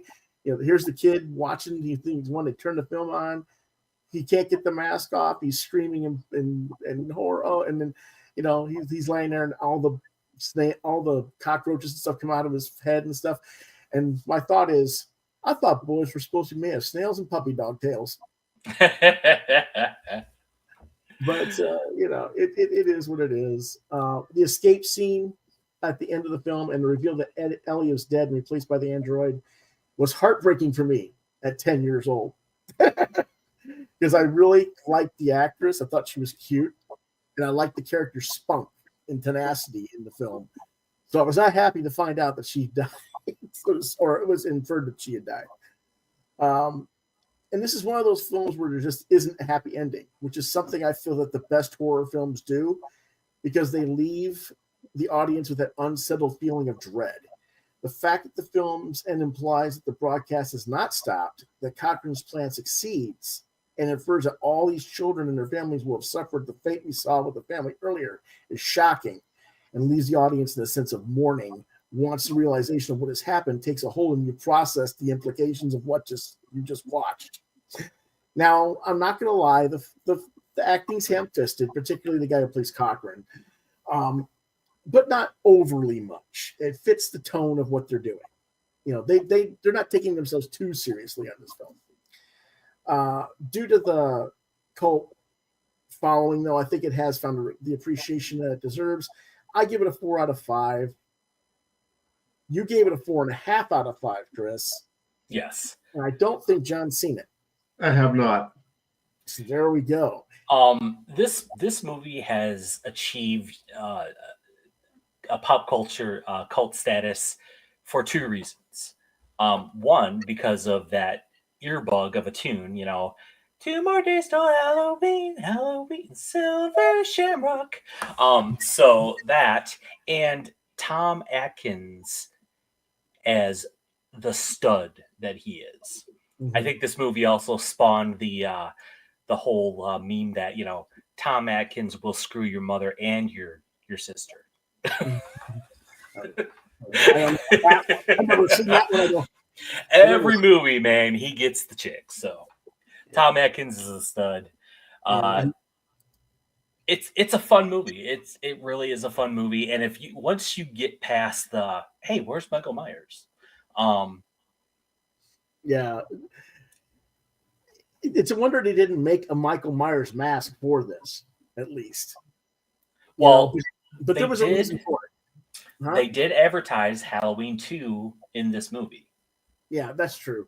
But part of the reason they didn't do that for this movie, why Michael Myers wasn't really in the movie, was because Carpenter didn't want this to be the Michael Myers show. He wanted it to be anthologies and have different themes for each new thing. And there's just that the audience weren't having it. We want our Michael Myers because we're mindless slaves to one IP, basically. So even when he tries to do it right, the audience wants what they want. So, and also this movie, Cochran was Mhm. of course the old man from Mhm. RoboCop. So. Yes. Okay. Speaking of Tom Atkins, what is your number 3 film, Chris? My number 3 is Maniac Cop, 1988, directed by William Lustig, written and produced by Larry Cohen, starring Tom Atkins, Bruce Campbell, Laureen Landon, Richard Roundtree, William Smith, Robert Zadar, Sherry North, edited by David Kern, music by Jay Chataway, production company Shapiro Glickenhaus Entertainment, distributed by Shapiro Glickenhaus Entertainment. Release date was May 13th, 1988. Running time 85 minutes. Budget $1.1 million. And box office was $671,382. What do you think of my mock-up for the poster, Chris? Your mock-up for the poster? Yep, that is actually 3 posters made into one. Really? Well, that's quite impressive. I did not even notice that. Yep. I took 3 different sections because none of the actual posters were correct. So I just kind of had to blend them into one. Well, that's impressive. I'm very impressed. You didn't even notice it until I told you. That's good. Yeah, nope, didn't notice it. Yeah. Okay. So what it's about? In New York City, a waitress on her way home is assaulted by 2 muggers and seeks aid from a police officer who breaks her neck. Over the next 2 nights, this maniac cop commits more murders, prompting Lieutenant McCrae, who was told by his superiors to suppress eyewitness accounts that the killer was wearing a police uniform, to pass on information to a journalist in an attempt to protect civilians. This causes panic and dissent among the city, and results in innocent patrolmen either being shot to death or avoided on the streets by people afraid of them being the maniac cop. Ellen Forrest, suspecting that her husband Jack may be the maniac cop, follows him to a motel and catches him in bed with a fellow officer, Teresa Mallory. Distraught, Ellen runs out of the room and is slain by the killer. Jack is arrested under suspicion of murder, but McCrae believes Jack has been framed. McCrae gets Jack to tell him about his relationship with Mallory, who was attacked by the maniac cop while working undercover as a prostitute. Mallory and McCrae fight off the killer, who is deathly cold even through his gloves and does not appear to breathe. When they shoot him several times, the killer appears unfazed. Mallory hides out in McCrae's apartment while he investigates Sally Nolan, the only person Mallory told about her affair. McCrae follows Nolan to a warehouse where she meets with the maniac cop and refers to him as Matt. Returning to police headquarters, McCrae discovers files on Matthew Cordell, an officer who was unjustly imprisoned in Sing Sing after being framed for police brutality when he was closing in on corruption in City Hall. He was mutilated and killed in a shower room in Sing Sing by other inmates, whom he helped incarcerate. McCrae and Mallory visit Jack. They tell him they think Cordell is the real killer and plan to visit the chief medical examiner at Sing Sing. McCrae leaves to go to the clerical room, and he is attacked by Sally, who is convinced that Cordell is going to turn on her. After finding an officer hanging from the ceiling, Sally is beaten to death by Cordell. Hearing the commotion, Jack and Mallory leave the interrogation room and find the corpses of numerous officers strewn about the halls of the building. Mallory goes to McCrae's car while Jack searches for Cordell, who disappears after throwing McCrae out a window, killing him. Jack, who looks like the one responsible for the carnage to the responding officers, flees with Mallory. The two go see Sing Sing's medical examiner, who admits that while he was preparing to autopsy Cordell, the officer showed faint signs of life. The examiner secretly released Cordell into Sally's care, convinced that he was completely brain dead. During the 50th annual St. Patrick Day parade, Jack waits outside as Mallory warns Commissioner Pike and Captain Ripley about Cordell, but the two refuse to believe her and have her arrested. Cordell appears and fatally stabs Pike and Ripley, then targets Mallory, knifing the policeman left to guard her. Mallory escapes through a window while Jack is arrested and placed in a van, which Cordell hijacks. Mallory and another officer chase the van, which Cordell takes to his warehouse hideout. Cordell attacks Mallory and Jack, kills the other officer, and tries to escape in the van when backup arrives. Jack clings to the side of the van and fights for control of it, causing Cordell to drive into a suspension pipe, which impales him. Cordell loses control of the vehicle, which crashes into the river and sinks. Afterwards, the van is fished out as it is searched. Cordell's hand emerges from the water. Later, in the extended version, the mayor, confident that Cordell is dead, relaxes in his office. After the mayor's assistant leaves the office, Cordell silently appears from behind the curtain and kills the mayor as revenge for framing him. What I thought. Another. Hold on a second. Yeah. I'm going to let you talk here, but I'm going to step away for a second, okay? Okay, sure. Another classic movie. I love this movie. I'm a big fan of slashers, and this was a slasher, but it was also a mystery, like kind of a whodunit, who is the real killer, kind of like the original Friday the 13th. It's got Bruce Campbell. It's got Richard Zadar, as everybody knows as the Chin, who apparently in real life was like the nicest guy in the world. And it was just action and pulse pounding, and like the whole movie, there was no down moments. The whole movie was just fantastic. I really enjoyed it. Again, this is one I have not seen, so this might be something that you enjoy. It's an officer unjustly imprisoned. This was before the sequels where they introduced like voodoo that kind of brought Matt back. And it's got Bruce Campbell in it. It's got the typical 80s. Suffered from a medical condition, yes, which caused the chin deformity, yes. So this might be one that you actually enjoy. I would put it on your list to watch. I will do that right now. And the tagline was fantastic as well. You know, you have the right to remain silent forever.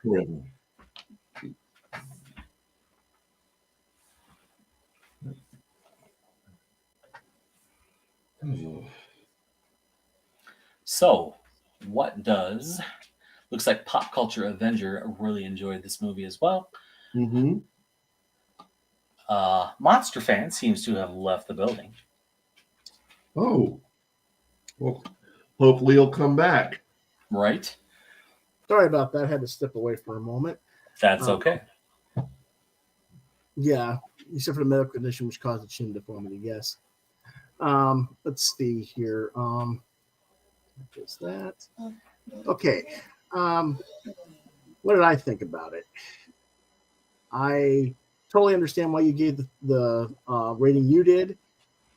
Agree with everything you pretty much had to say there. Very strong in terms of concept. Save for why the Maniac Cop is able to go be so undead and vulnerable, which is probably my biggest nitpick in the film as far as that goes. They never really explain why he can be the way he is in that. But the casting is strong. The pacing was really maybe a little slow in some places, but it's overall pretty quick. But it keeps the audience on their toes throughout the film, I think. But there were a few places where they maybe they felt like they needed to breathe and like give you like an info dump. Yeah, that's possible. Yeah. Yeah. But I like that this movie was whodunit, kind of a mystery, trying to figure out exactly what's going on. It wasn't just your straight ahead slasher. Yeah, I agree. You gave it 5 out of 5. And I give it a 4. out of 5, or 3.5, pardon me, out of 5. And John hasn't seen it yet. So between a 5 and a 3.5, that's actually a pretty good score, John. You might want to watch it. Yeah. Yeah, I he told was him saying that, I told him to put it on his list. and Yeah. I have. Okay. And what is John's number 3? Alligator from 1980, directed by Louis Teague, screenplay by John Sayles, story by John Sayles and Frank Ray Perilli, produced by Brandon Chase, starring Robert Forster, Robin Riker, Michael Gotzo, Jack Carter, Dean Jagger, Sidney Lassick, Perry Lang, Sue Lyon, Angel Tompkins, and Henry Silva. Edited by Larry Bach and Ron Medico, music by Craig Hundley, production company Group One Films, distributed by Group One Films. Release dates November 14th, 1980 in Los Angeles, and in New York City on June 5th, 1981. Running time 94 minutes, a budget of $1 million with a box office take of $459 million. I don't know why I wrote it like that. I should have just put 6.5, but whatever. There you go. What it's about. In 1968, a teenage girl purchases a baby American alligator while on vacation with her family at a tourist trap in Florida and gives it the name Ramon. When the family returns home to Chicago, the girl's surly, animal-phobic father promptly flushes it down the toilet and into the city's sewers. The baby alligator survives by feeding on the discarded carcasses of animals used in illegal experimentation and dumped into the sewers. These animals had been used as test subjects for an experimental growth formula intended to increase agricultural livestock meat production. Haven't we seen this before? Yep.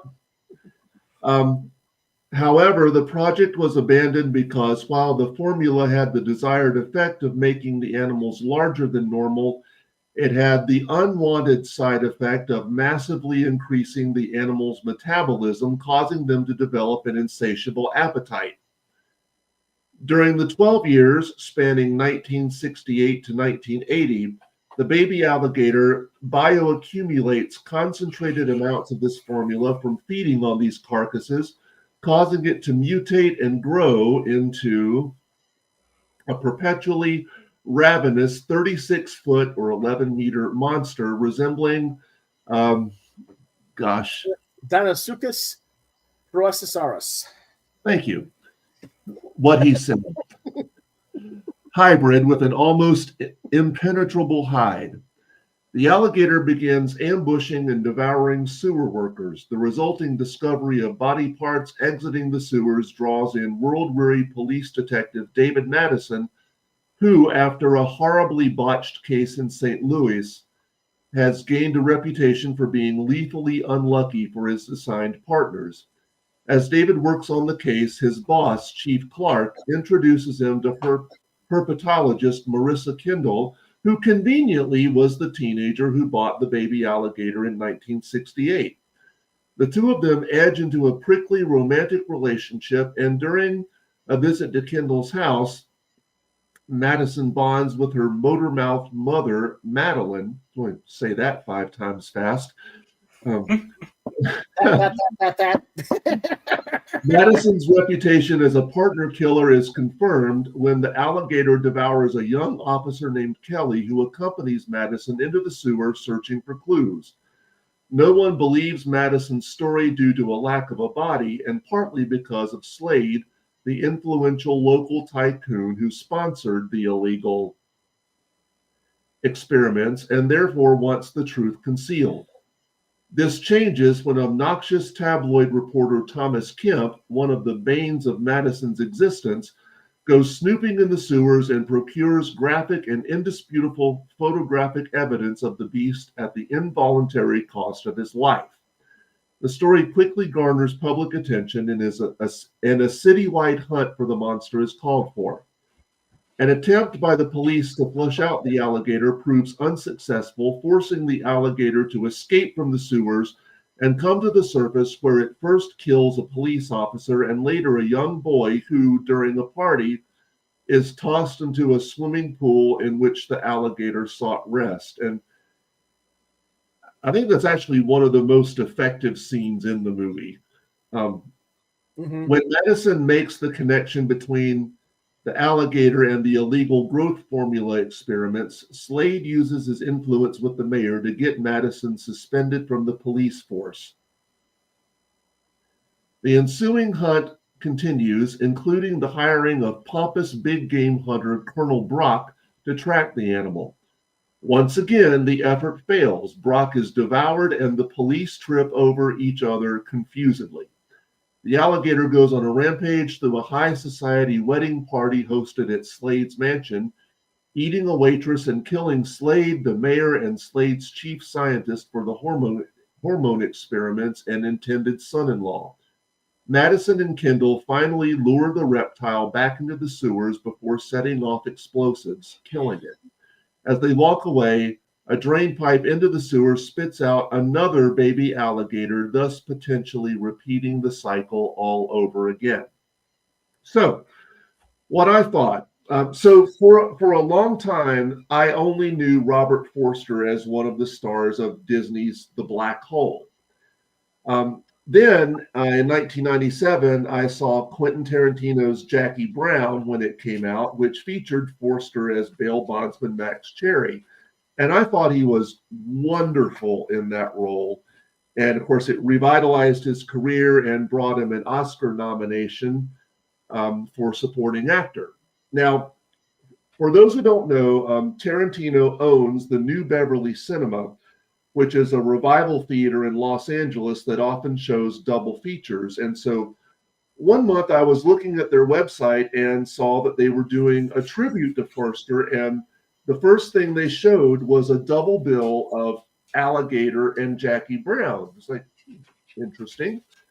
Well, come to find out, Tarantino cast Forster as Max Cherry because of his performance as David Madison in Alligator. And Tarantino saw the two characters basically as the same person. And according to him, the character in 1980 had the big fight with the alligator, blew it up, then quit the force, got hair plugs, became a bail bondsman in Carson, and we pick up his story 17 years later. So it's like, well, that's like, that intrigued me. So you could say that this movie is another Jaws clone, and complete with an often malfunctioning animatronic creature, which necessitated shooting around it as much as possible, and in some cases, shooting a real alligator on a miniature set, and you can tell in some shots. You can absolutely tell.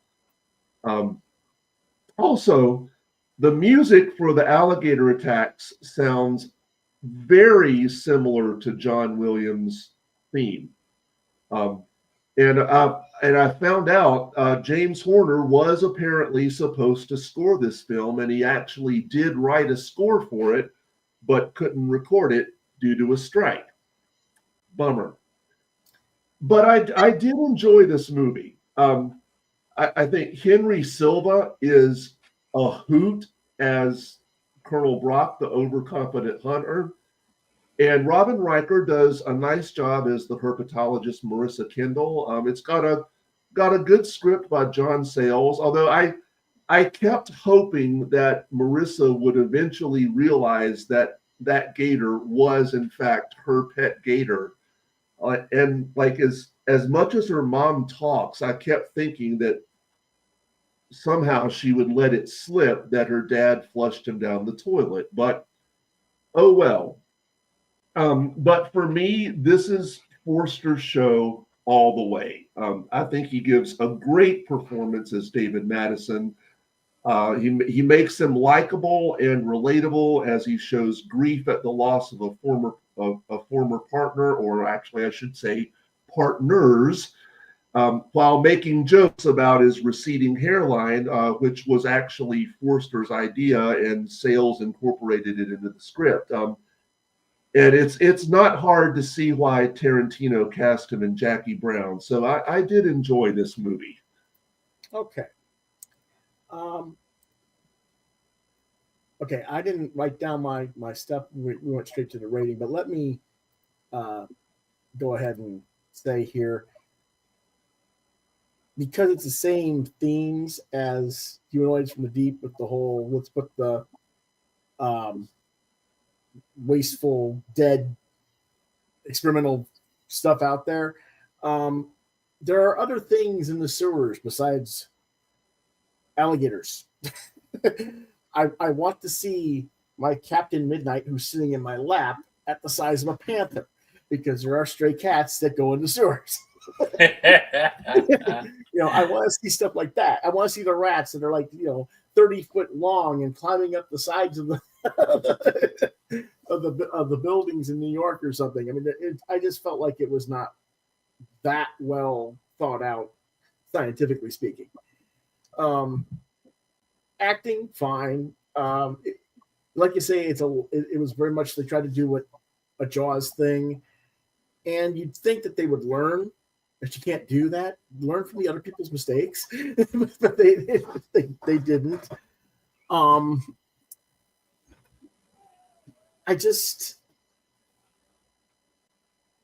It was there. How about you, Chris? Well, see, this movie was kind of an odd occurrence, because it was kind of a ripoff of Jaws, where like after Jaws there was all kinds of unusually large killer animal movies. There was Grizzly. There was a lot of them out there, but also at the time, there was a real fear of giant alligators in the sewer. Mm-hmm. I don't know if you guys remember that, but there, yeah. Because apparently they had seen people had supposedly seen alligators in the sewer. So this was also taken from that real fear. Mm-hmm. The alligator effects were decent. I thought they were pretty darn good for the time.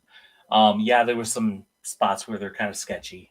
I loved the fact that they were constantly making fun of the balding, the bald spot. That was a high part in the movie. And to be honest, when I first saw the trailer for this movie, it scared the crap out of me. I was afraid to walk across sewer grates. I thought an alligator was gonna come up and get me.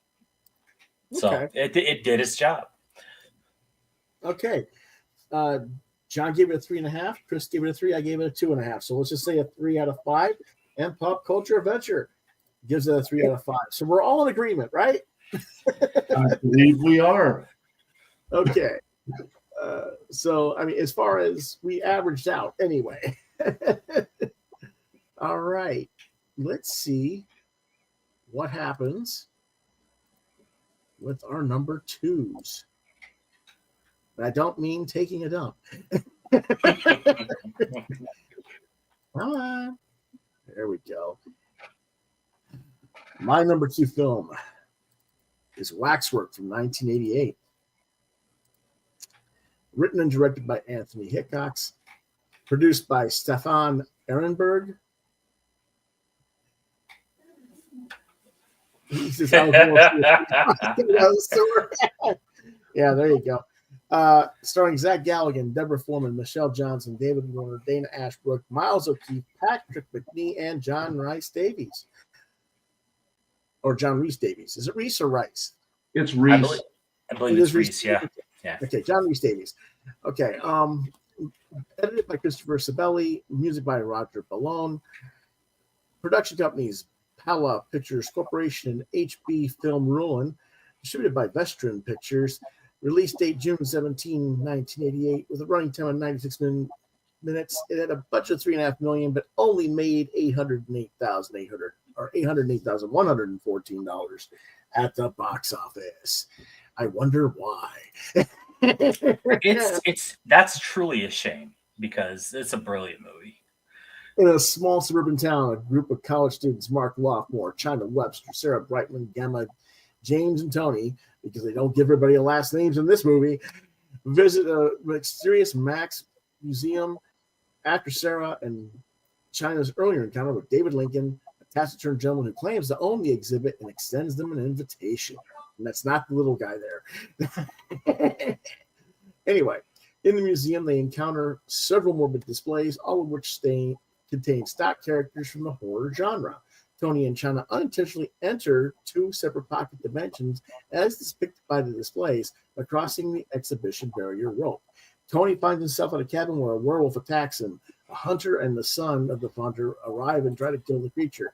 The son fails and is torn in half while the hunter shoots the werewolf and then shoots Tony because Tony was bitten by the werewolf and he's beginning to transform into a werewolf himself. And that's the end of Tony. China is sent to a Gothic castle where vampires attack her and Count Dracula turns her into a vampire. Two of the other students, Mark and Sarah, leave the museum unscathed. They didn't cross the barriers. Later, Jonathan, a college jock, arrives at the Wax Museum looking for China, but the Phantom of the Opera display gets his attention as David Lincoln then walks him into this display.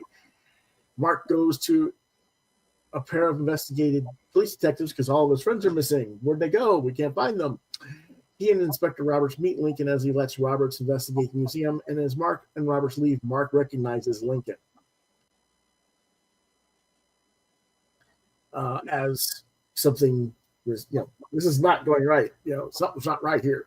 They've got my kid. They got my friends. Something's going on.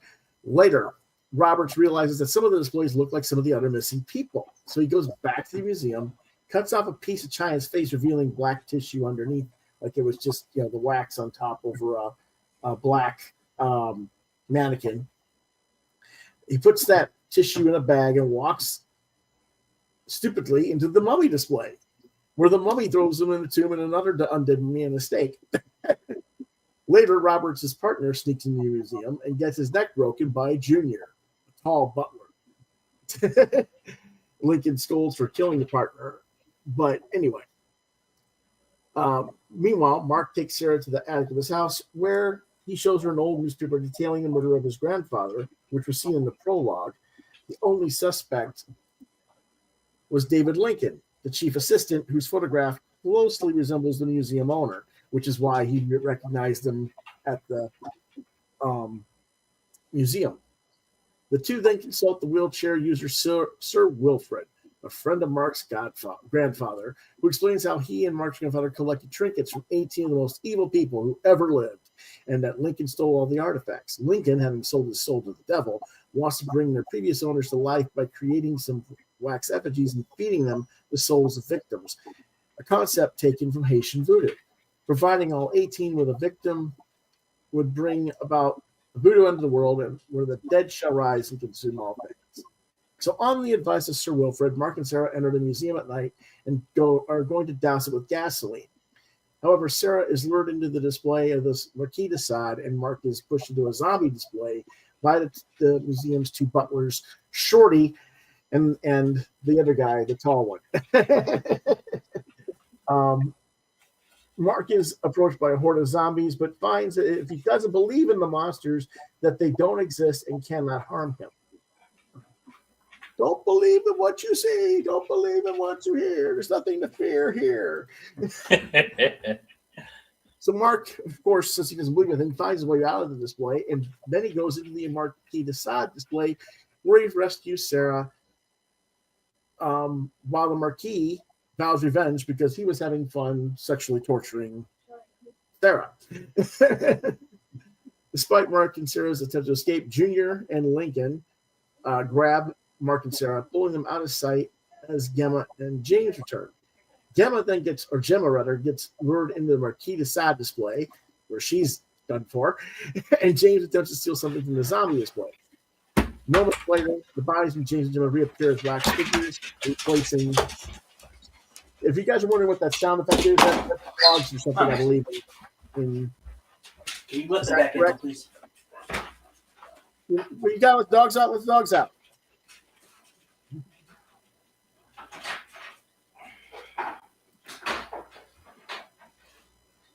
Yeah, he had to go let his dogs out real quick. No problem. Anyway, they appear as wax figures. The play is completed with the figures and their victims reanimated as entities. Suddenly, Sir Wilfrid and a huge group of armed men, along with Mark's butler Jenkins, have arrived, and in the ensuing battle, several waxworks and slayers are killed, including Lincoln's butlers and Mark and Sarah's former friends. What? Jenkins consoles Mark by saying Yeah, that's fine. the giant vampire he killed was not his friend, it just looked like her. Mark duels with the Marquis de Sade in a sword fight, who was finally killed by Sarah in turn for what was done to her with an axe. The reunited couple are then confronted by Lincoln, who dies getting shot by Sir Wilfrid and falls in a vat of boiling wax. Sir Wilfrid is then decapitated by a werewolf as Sarah and Mark manage to escape the burning museum with their lives and begin to walk home, not noticing that the hand from the zombie display is scuttling away from the rubble to go join the Addams family. What do I think? Originally, I remember thinking, what a bunch of assholes. They all deserve what's coming to them. I hated all the kids, pretty much, and I still enjoyed all the carnage. Rewatching it, I hate to say it, but I still feel the same way about the characters. The characters are very unlockable college people who come across as better than you snobs. And if it weren't for the actors particularly playing in the roles, I probably wouldn't have ever liked the film and wouldn't have picked this. But because I liked Zach Galligan and Michelle Jones in other films, I figured maybe I could give this a rewatch. There are some ridiculous moments.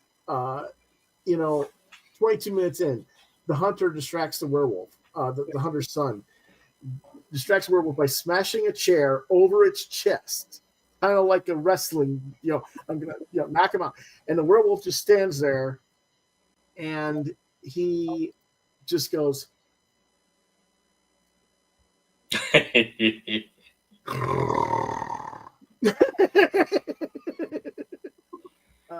so it's good there. But anyway, 4.5 out of 5 from Pop Culture, and he says he's gonna have to binge watch these because he's been a while since he's seen them. It was a cute scene. Ain't no thing, and then pulverizes the kid's skull like it's a melon between his hands, and then rips the guy apart in two, like right down the middle. It was like that. That was a wild scene. Then the other hunter killer, the guy's father, kills him with the gun and stuff like that. So I was just like, yeah, but I didn't like Tony. I thought I got no sympathies for him. I don't care if he dies. China, Michelle Johnson, with Dracula and her fate, that was not as deserved. But it's not like when she's taken out as an evil vampirist, that she could be felt much sympathy for either. Which I'm glad that the butler or Mark's butler said, hey, it wasn't your friend, because it's kind of a reminder that is, even though she was kind of a bitch in the beginning of the movie, she didn't deserve what she had happened to her, Right. But a lot of the best roles are the villains themselves. Miles O'Keefe as Dracula is awesome. J. Kenneth Campbell as the Marquis de Sade, and of course David Warner as the Waxworks owner Lincoln. The three of them really do take center stage and carry the film. The other actors, the victims, are really at the whim of those performances and reacting to what they're being given by those guys, and really well done. So in terms of your body count, your gore, your monsters for mileage, this film gives all you can ask for and more. And this is what I think here. I give it a 4 out of 5. And Dracula's, how do you like the dinner, my dear? I trust it was delicious. And for people who don't know, he feeds her boyfriend's or fiance's leg for dinner. So it's a really cool thing there. That was a really cool scene in that whole there. So I was like, wow, Yeah, fantastic. Yeah. So I didn't get your guys' ratings on this. What did you rate it, Chris? This one's a 5 out of 5 for me. It really is. It is a crying shame that this movie didn't do as well as in the box office. I believe it later, of course, found its cult status through VHS, as many of these movies did. Well, I think it was really a hit on HBO alone. Yeah. This movie is just a non-stop, just crazy terror through 1980s horror. Zach Galligan is fantastic. As you said, Miles O'Keefe as Dracula and all the other cast. Just I loved this movie the first time I saw it, and every time afterwards. So, And I again have not seen this one yet. I think you would really like this one, John. Right. Adding it to the list.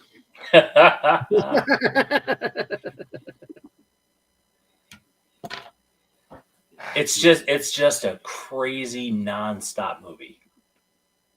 The special effects are top notch. It's just fantastic.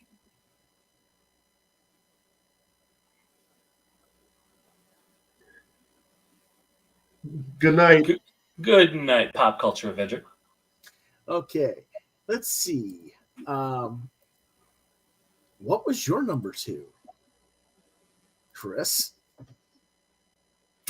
My number 2 was The Slumber Party Massacre, 1982, directed by Amy Jones, written by Rita Mae Brown, produced by Amy Jones, starring Michelle Michaels, Robin Still, Michael Villela, Brinky Stevens, Deborah DeLiso, Andre Honor, Gina Marie, Jennifer Myers, Joseph Allen Johnson, David Milburn, and more. Edited by Wendy Green, Brickmont, and Sean Foley.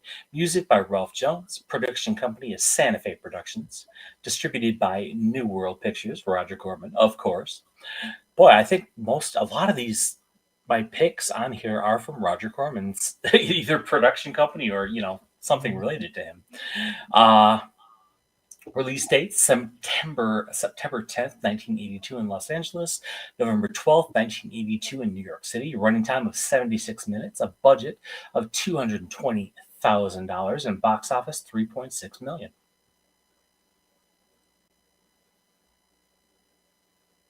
So, what it's about.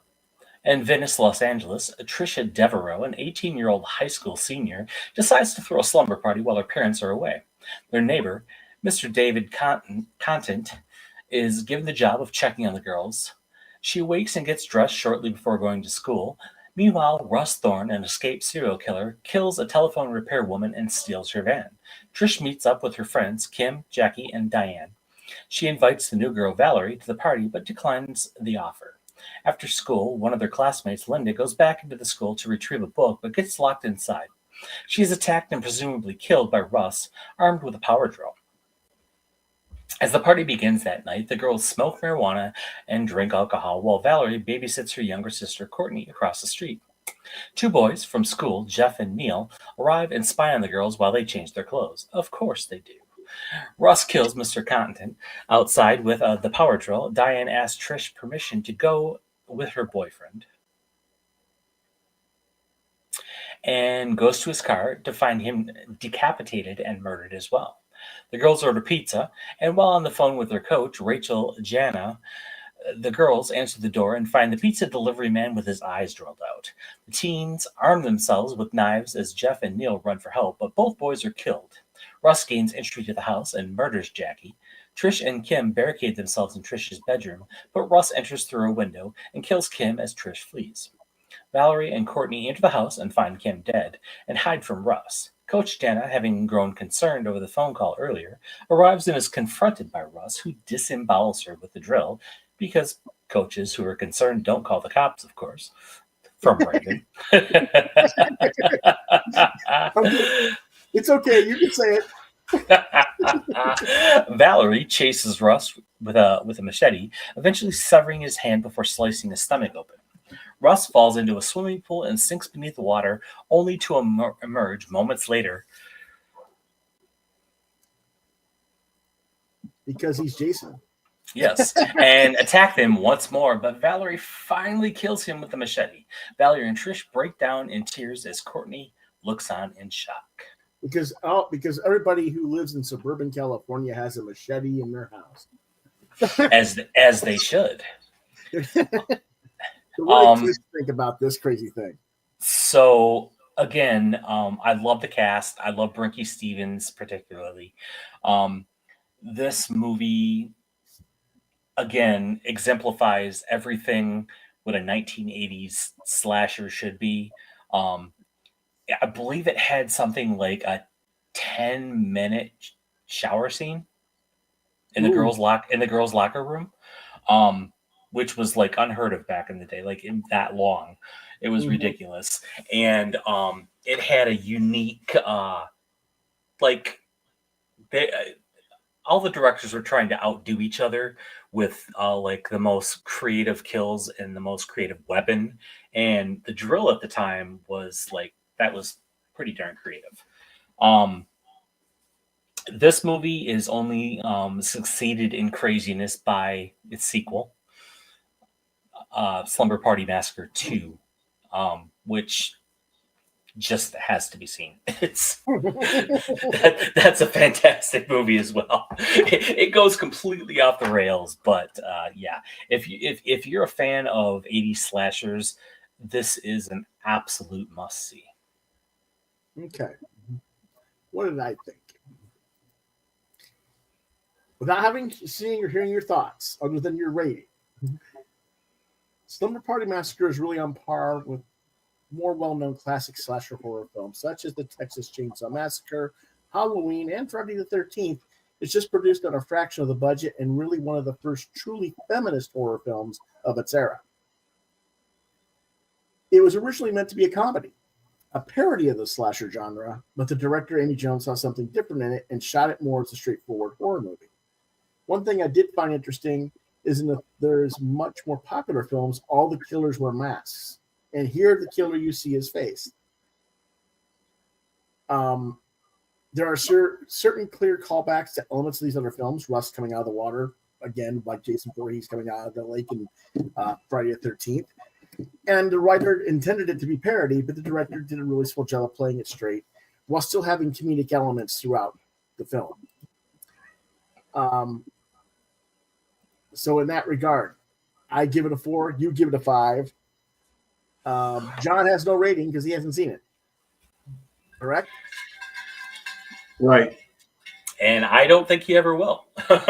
No, I don't think this one's going on the list. No. I don't think it is either. While it is a fantastic movie, it's not your cup of tea. Yeah. Yes. Yeah. And Monster Fan says this is probably the best movie so far. Well, no, actually that was after Waxworks, I think. I don't know. Oh, okay. Gotcha. I'm not sure which one he wants it to be for. He'll have to clarify on that. But anyway, Chris, pardon me. This is John's favorite. The Changeling from 1980, directed by Peter Medak. Screenplay by William Gray and Diana Maddox. Story by Russell Hunter. Produced by Joel B. Michaels, Garth H. Drabinsky, and Mario Kassar. Starring the great George C. Scott, Trish Vanderveer, Melvin Douglas, John Colicos, Jean Marsh, Helen Burns, and Madeline Sherwood. Edited by Lilla Peterson, music by Rick Wilkins, production company Chessman Park Productions, distributed by Pan Canadian Film Distributors, release date March 28, 1980, running time 107 minutes, a budget of $6.6 million, and there are varying accounts as to what the box office take was. Yes, the box office take is anywhere from 2.6 million to 12.6 million, depending on who you talk to. So I don't know if there's a typo or what was going on. This wasn't very, there was not enough evidence anywhere to support either one, to be honest. I wasn't sure what to do with that. So, what was it about? John Russell, a composer from New York City, and so you can probably tell why this appealed to me. Is Yep. is going on vacation with his wife and daughter in the mountains when his car becomes stuck. While he goes to a roadside phone booth to call for assistance, he witnesses his wife and daughter get hit and killed by an oncoming truck. The accident prompts him to move to Seattle, where he rents a mansion from the agent of a local historical society, Claire Norman, who tells him that the property has been vacant for 12 years. Not long after moving in, John begins to experience unexplained phenomena, starting with a loud banging every morning. One night, he discovers all of the water taps turned on and sees the apparition of a drowned boy in a bathtub. Soon after, a red stained glass window pane shatters as he is outside, and upon investigation, he finds a locked, boarded up door in a closet leading to a hidden attic bedroom. John takes a music box from the mantel and discovers it plays the exact piano tune he has just recorded downstairs. John and Claire investigate the history of the house, believing that the ghost is that of a young girl killed outside the house in a traffic accident in 1909. John holds a seance and overhears the voice of the spirit on audio equipment calling himself Joseph Carmichael. John discovers that Joseph Carmichael was a crippled and sickly 66-year-old who was murdered in 1906 by his father Richard because he was unlikely to reach the age of 21, upon which he would have inherited an enormous fortune from his late grandfather. To ensure the inheritance, Richard replaced the dead boy with one procured from a local orphanage and spirited him away to Europe under the pretense of seeking treatment for his condition.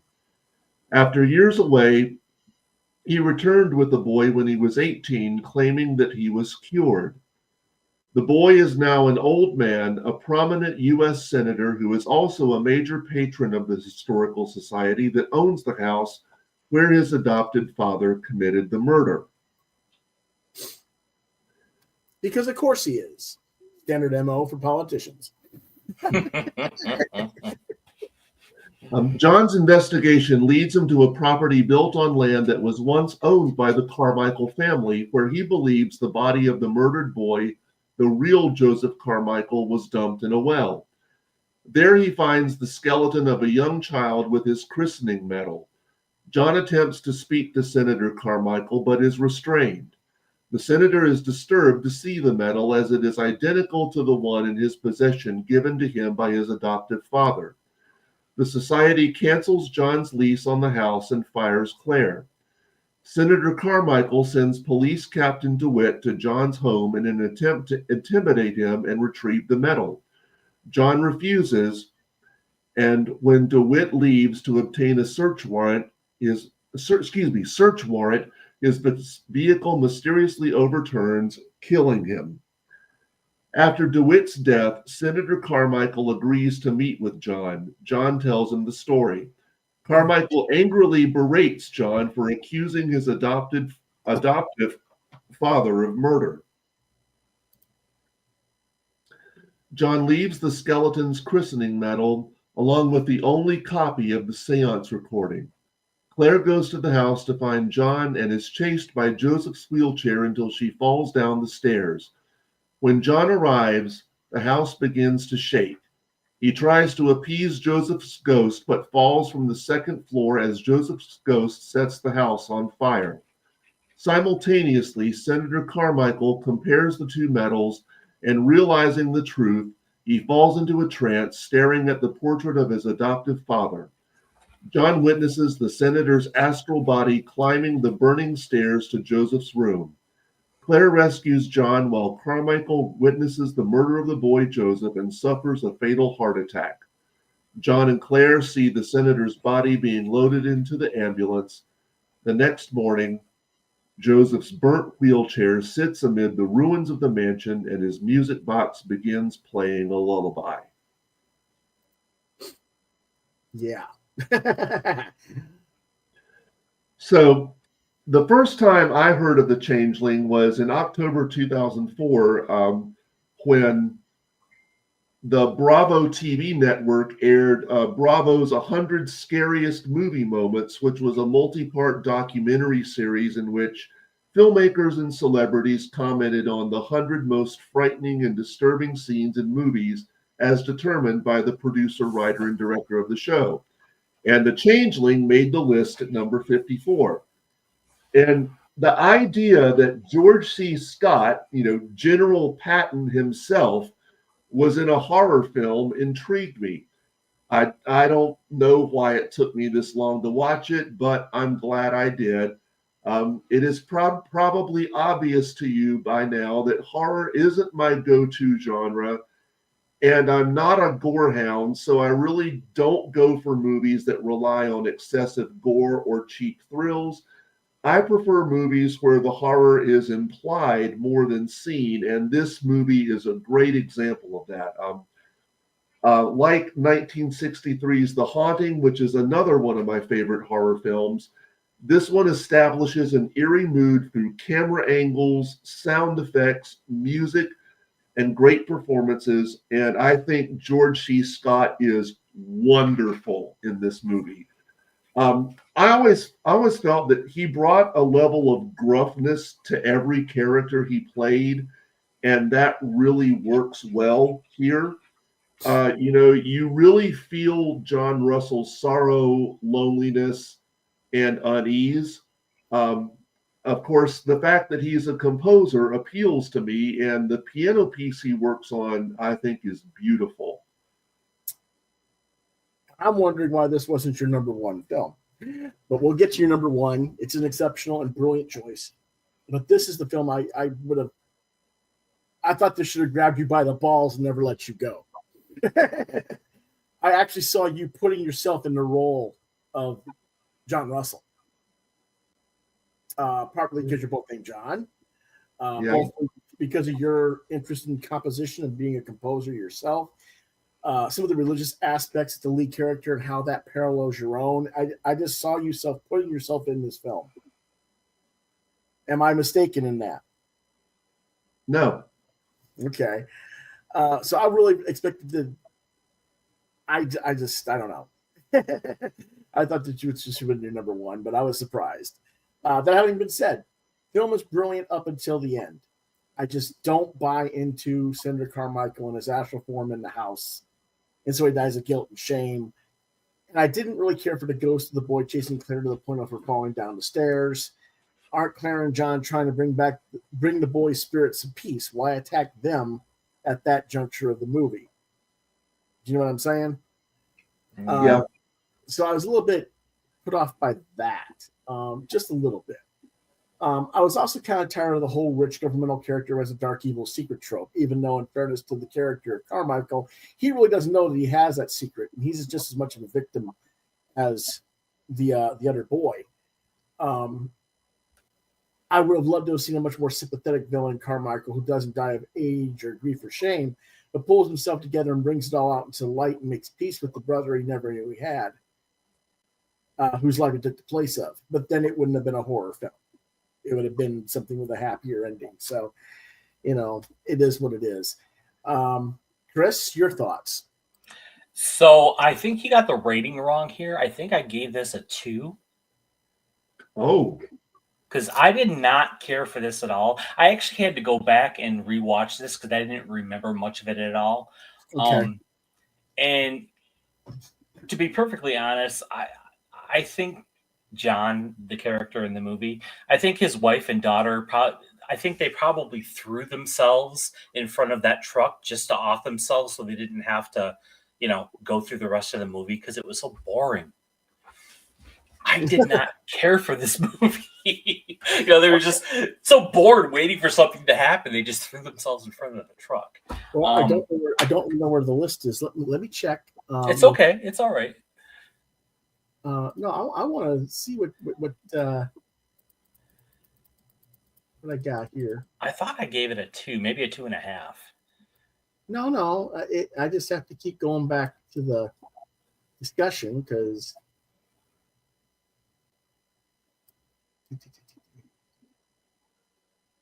I do enjoy George C. Scott. I thought his performance was great. I did enjoy the music. That is interesting, though. That you, because I could have sworn. I mean, I could maybe have it wrong. I'm looking. I just the rest of the movie for me was just waiting for something interesting to happen. Okay. Let's see. No, we're still talking. See, we got all this stuff because Chris and I talk constantly. Yeah, we talk a lot, so having to go back through Messenger is like. Let's see. Humanoids starts.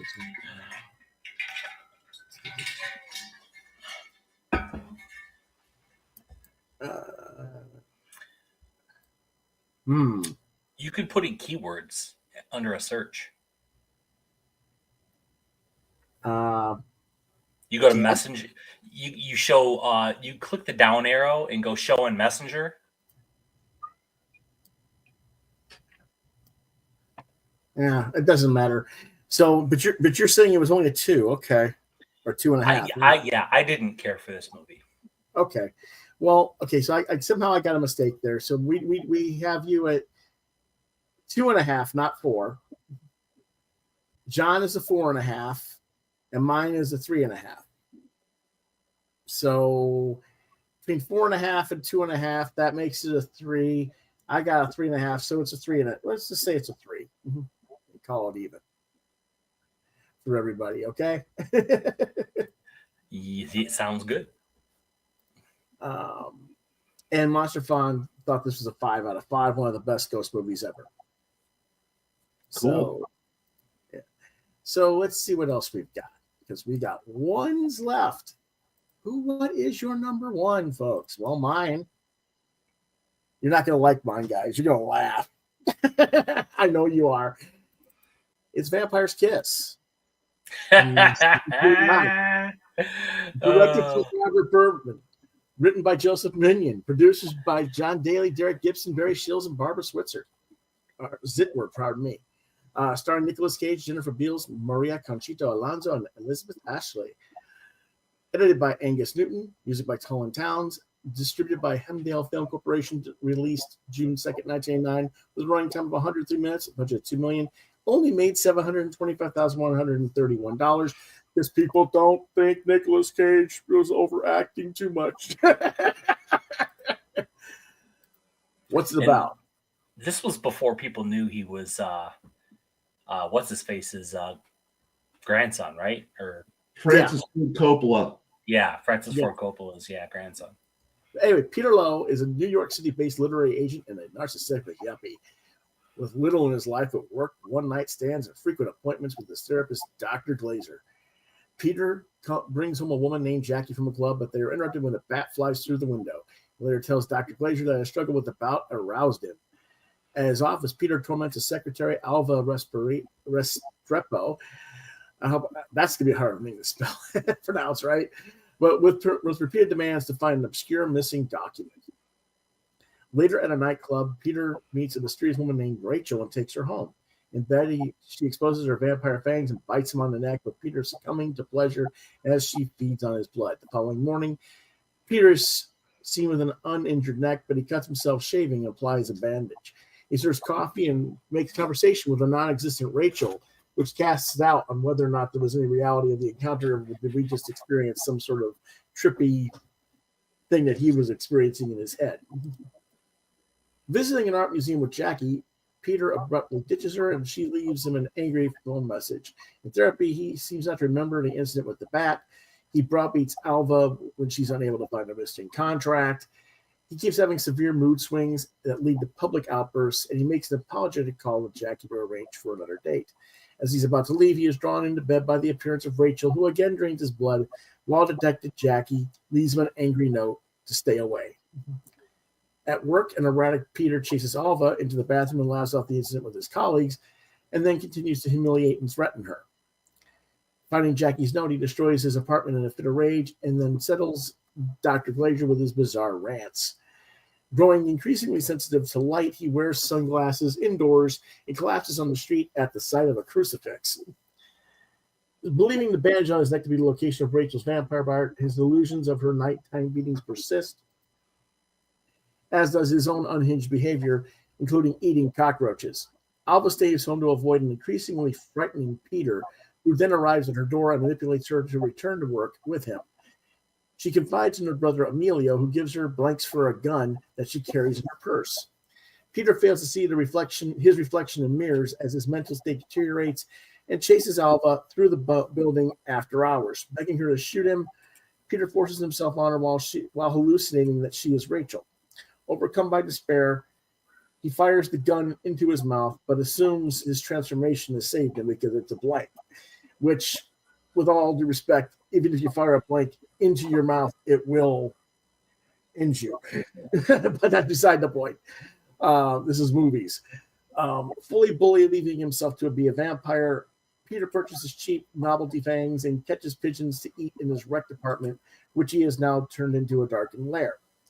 Sleeping under his upturned sofa as though it were a coffin, he emerges at night and goes to a club wearing his plastic fangs and behaving like Count Orlok from the film Nosferatu.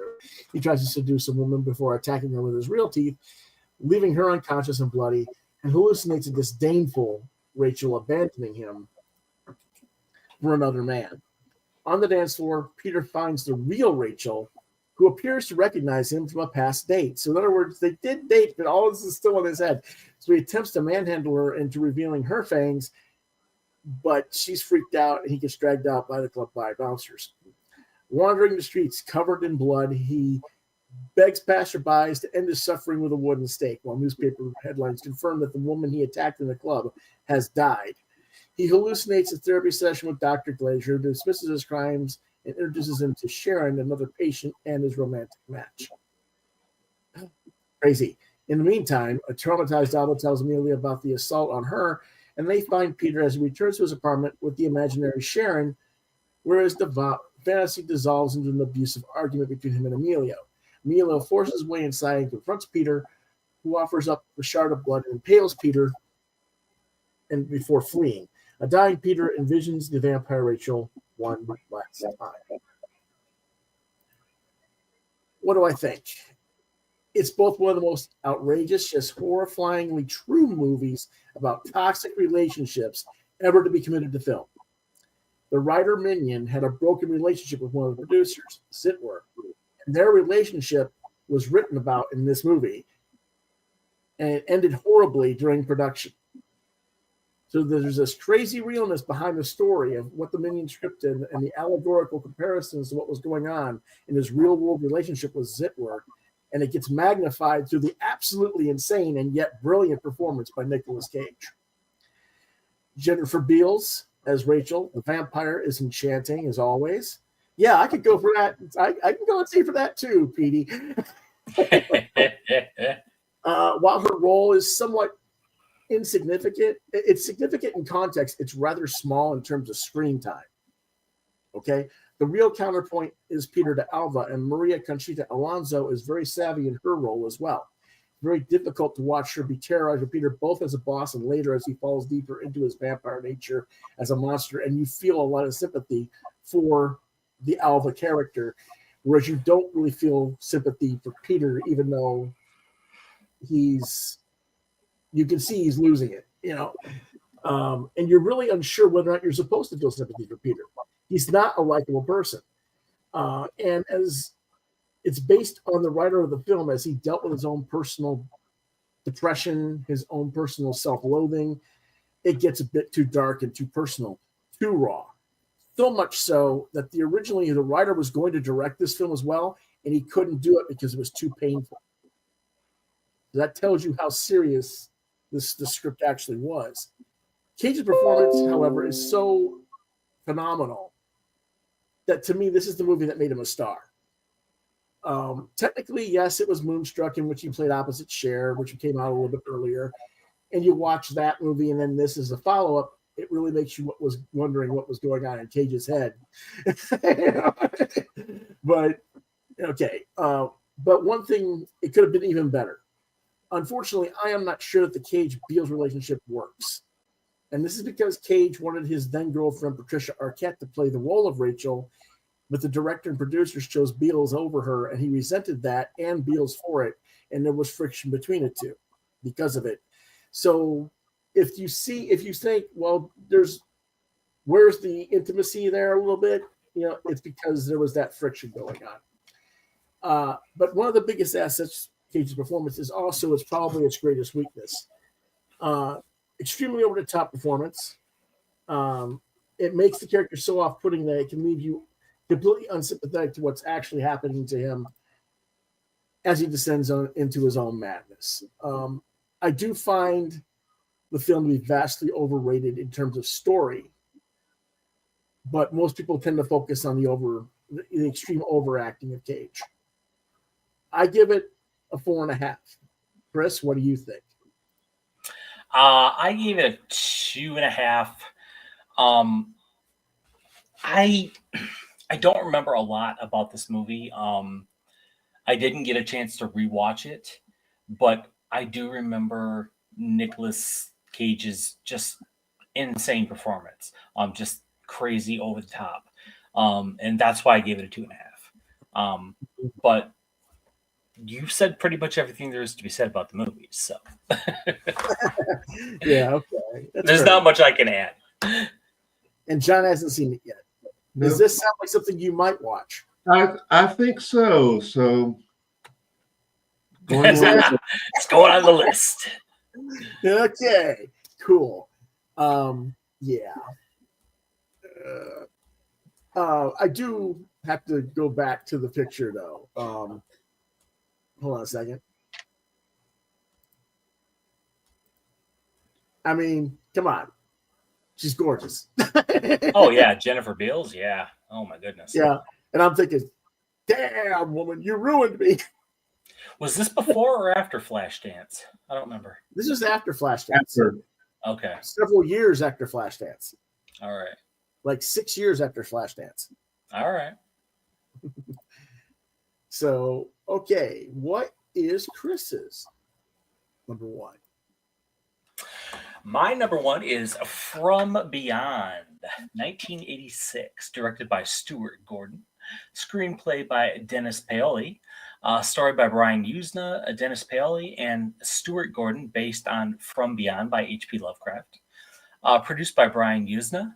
Starring Jeffrey Combs, Barbara Crampton, Ken Foray, Ted Sorrell, Carolyn Purdy Gordon. Edited by Lee Percy.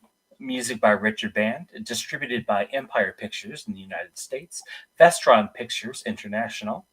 Release date was October 24th, 1986. Running time of 86 minutes. A budget of $4,500,000. And a box office of $1,261,000. In the U.S. In the U.S. They didn't have a national or, pardon me, a overall box office. All right, what it's about. Hold on one second. He's got to crunch that ice. Don't choke out. In short, From Beyond centers on a parascientist attempting to stimulate the pineal gland with a device called a resonator, with the unforeseen result of their perceiving creatures from another dimension. The creature drags the head scientist into their world, returning him as a grotesque, shape-shifting monster that preys upon the others at the laboratory. Now the extended version. Scientist Dr. Edward Pretorius has developed a resonator, a machine that allows whoever is within range to see beyond the normal perception of reality. Sorry, cat. His assistant, Dr. Crawford Tillengast, activates the machine and sees strange creatures in the air. He is bitten by one of them. He notifies Pretorius about the machine's functionality. Pretorius, driven by lust for power and knowledge, turns the machine on and becomes mad with the feelings the resonator causes. The resonator malfunctions at full power, causing Crawford to panic and flee. When the police arrive, they find Pretorius decapitated, yet no blood. Crawford is arrested for murder. No!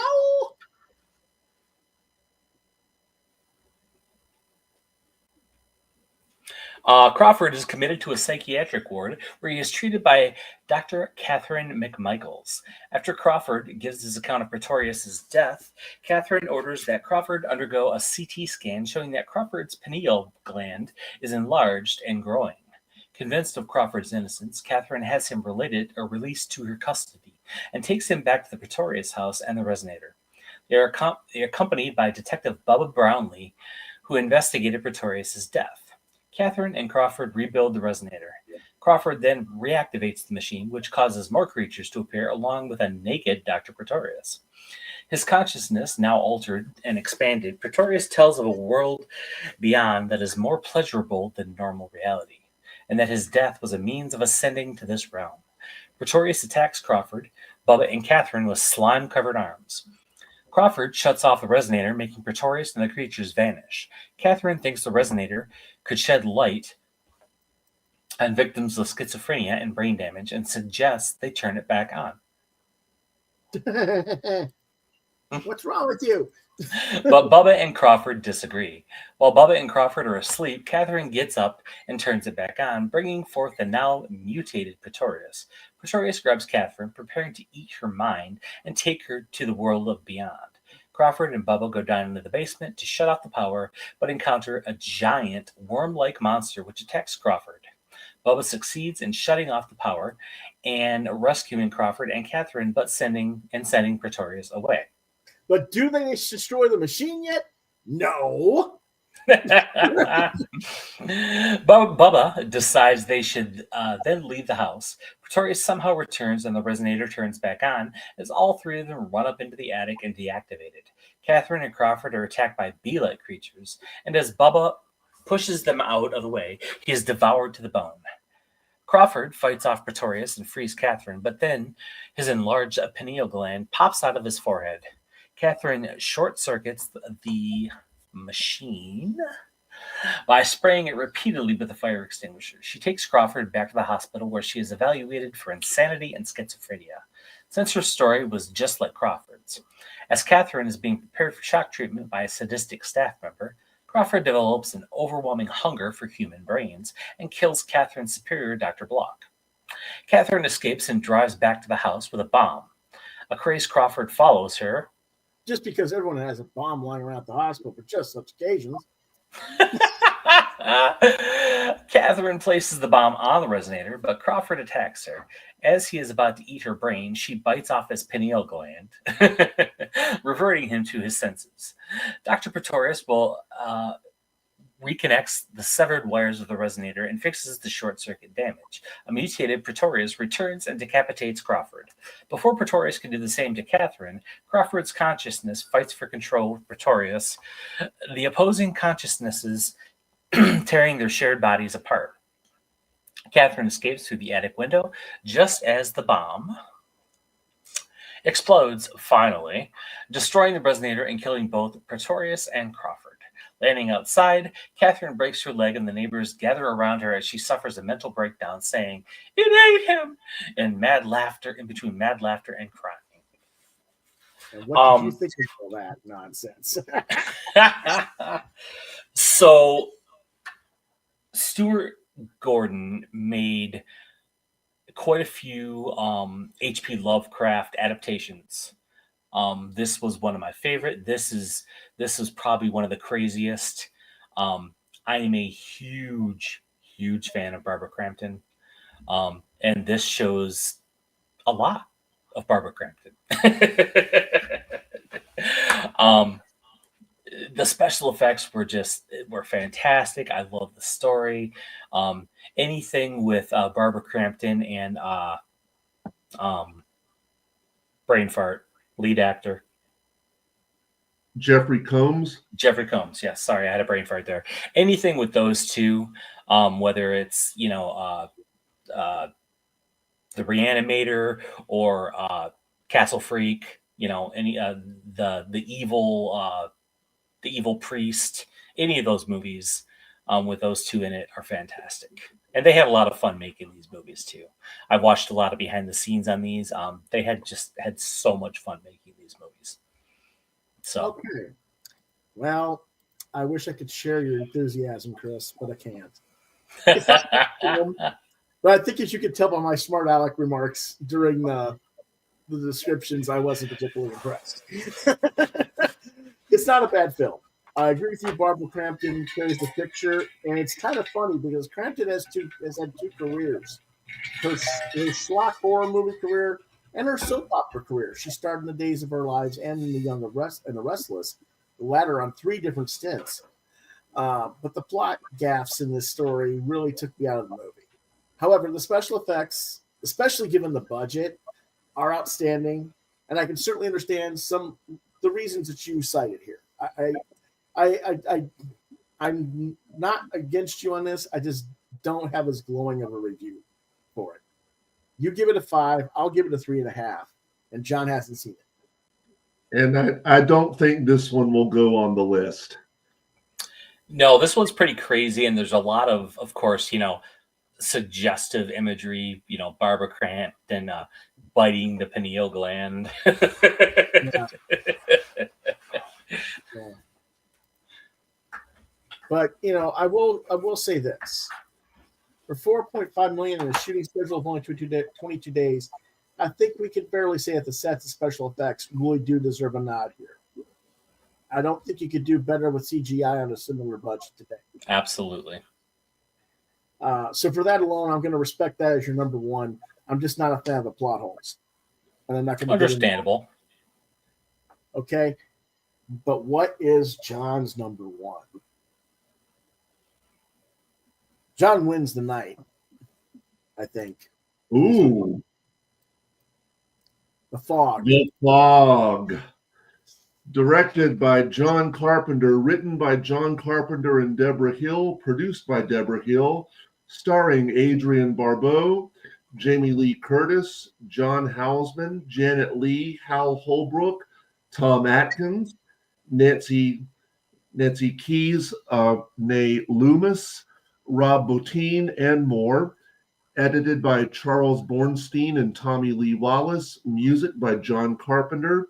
Production company Deborah Hill Productions. Distributed by Avco Embassy Pictures. Release date February 1st, 1980. Running time 90 minutes. Budget $1.1 million. Box office $21.3 million. So what it's about. On the eve of the centennial of the small coastal town Antonio Bay in Northern California, old Mr. Machin tells ghost stories to children by a campfire on the beach. One story is about a clipper ship that crashed against the rocks nearby, causing all of its crew to drown after mistaking a campfire for a lighthouse while sailing through an unearthly fog. Machin finishes the story as midnight strikes and paranormal activity begins occurring around the town. Town priest Father Malone discovers his grandfather's diary. The journal reveals that a century earlier, on April 21st, 1880, the 6 founders of Antonio Bay, including Malone's grandfather, deliberately wrecked a clipper ship named the Elizabeth Dane so that its wealthy, leprosy-afflicted owner Blake would not establish a leper colony nearby. The conspirators used the gold plundered from the ship to establish the town. Meanwhile, out at sea, a strange glowing fog envelops a fisherman's trawler. The fog brings with it the Elizabeth Dane, carrying the vengeful ghost of Blake and his crew, who killed the fisherman. The following morning, local radio DJ Stevie Wayne is given a piece of driftwood by her son Andy, who found it on the beach. It is inscribed with the word Dane.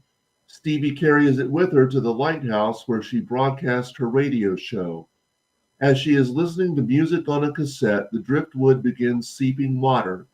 As the water touches her cassette player, a man's voice is inexplicably heard on the tape, vowing revenge, and the words 6 must die appear on the wood before it bursts into flames.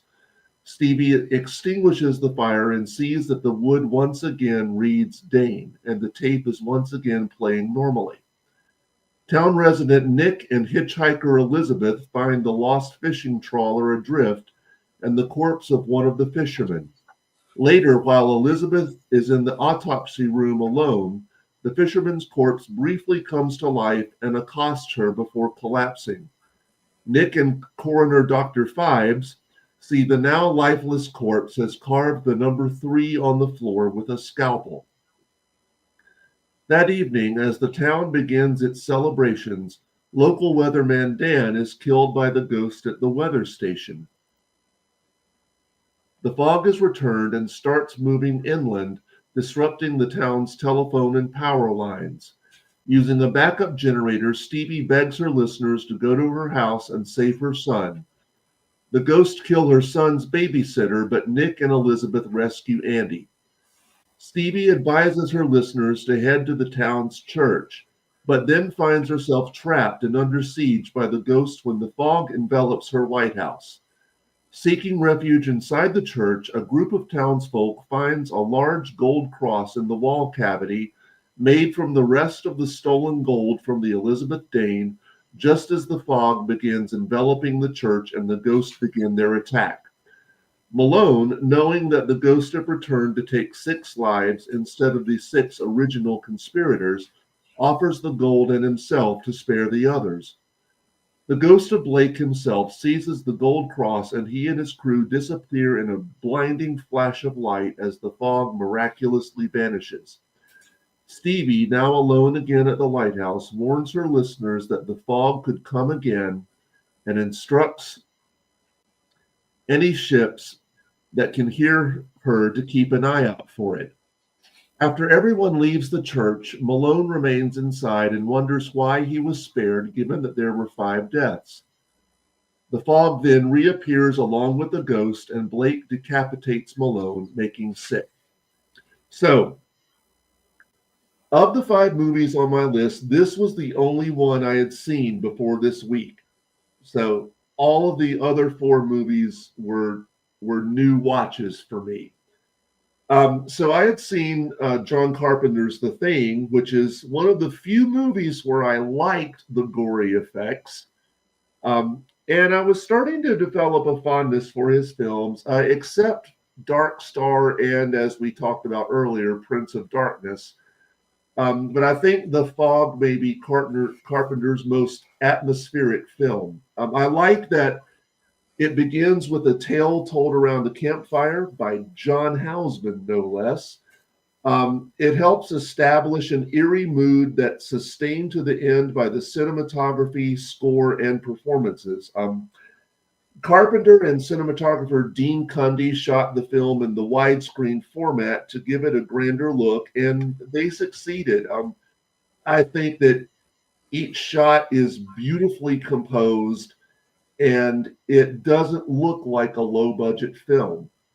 Of course, being a composer and musician himself, which I love, Carpenter has scored most of his own films.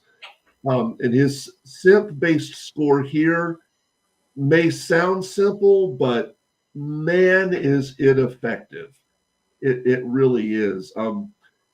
I think the film also moves at a nice pace with a taut 90-minute runtime.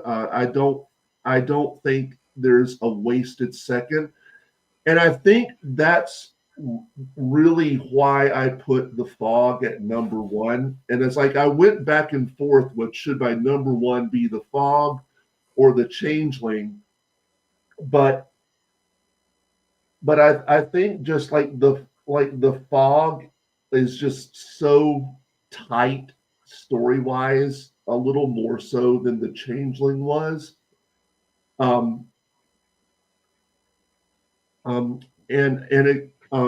And so the fact that there's almost no actual bloodshed shown makes the film scarier for me, because again, like yes, you see the ghost and their weapons, and people get killed, but you don't see the blood. It's implied rather than seen. And as for the cast, it's cool to see Jamie Lee Curtis share the screen with her mom. Janet Leigh of Psycho fame. Hal Holbrook does a nice job capturing the anguish of Father Malone as he begins to realize just what happened a century ago. And Adrienne Barbeau, who was married to Carpenter at the time and who made her feature film debut here, gives what I believe is one of her best performances. I am so glad I revisited this film. It really is a gem. Okay. I think Chris and I can agree. Finally, a movie we all agree upon. Yes? Yes. So John wins the week. Be sure to check your mail for your no prize. Woohoo! But in all seriousness, this really is a fine movie. And the only film that either of the other ones listed that I actually wanted to kick myself for not thinking of first. I was like,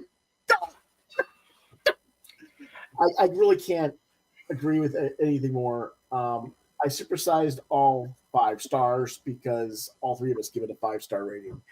Do you have anything to add, Chris? I wasn't sure if this would be considered a B movie.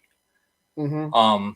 It had a decent budget, and it's John Carpenter, and it had a great cast. I wasn't sure about the B movie status, but this is, in my opinion, hands down the best ghost story ever. Mm-hmm. This movie terrified me just watching the previews as a kid. So, Mm-hmm. yeah. Yeah, it's really a shame that they had to ruin it with a remake. The remake was okay. It was not great. The remake was, Unnecessary. yeah, totally unnecessary. So And the only reason I watched it was because of Tom Welling. So exactly, you wanted to see what can he do with it. Yep. But the thing is, he's playing a character that really isn't the central anyway. Sure. It's kind of hard to make the film about him. It's about the lighthouse. And I forgot who played it in the remake, but it didn't hold the same. No, it wasn't as good. So anyway, that is, I believe, our full list. And We made it through. Yes. This was a fun one.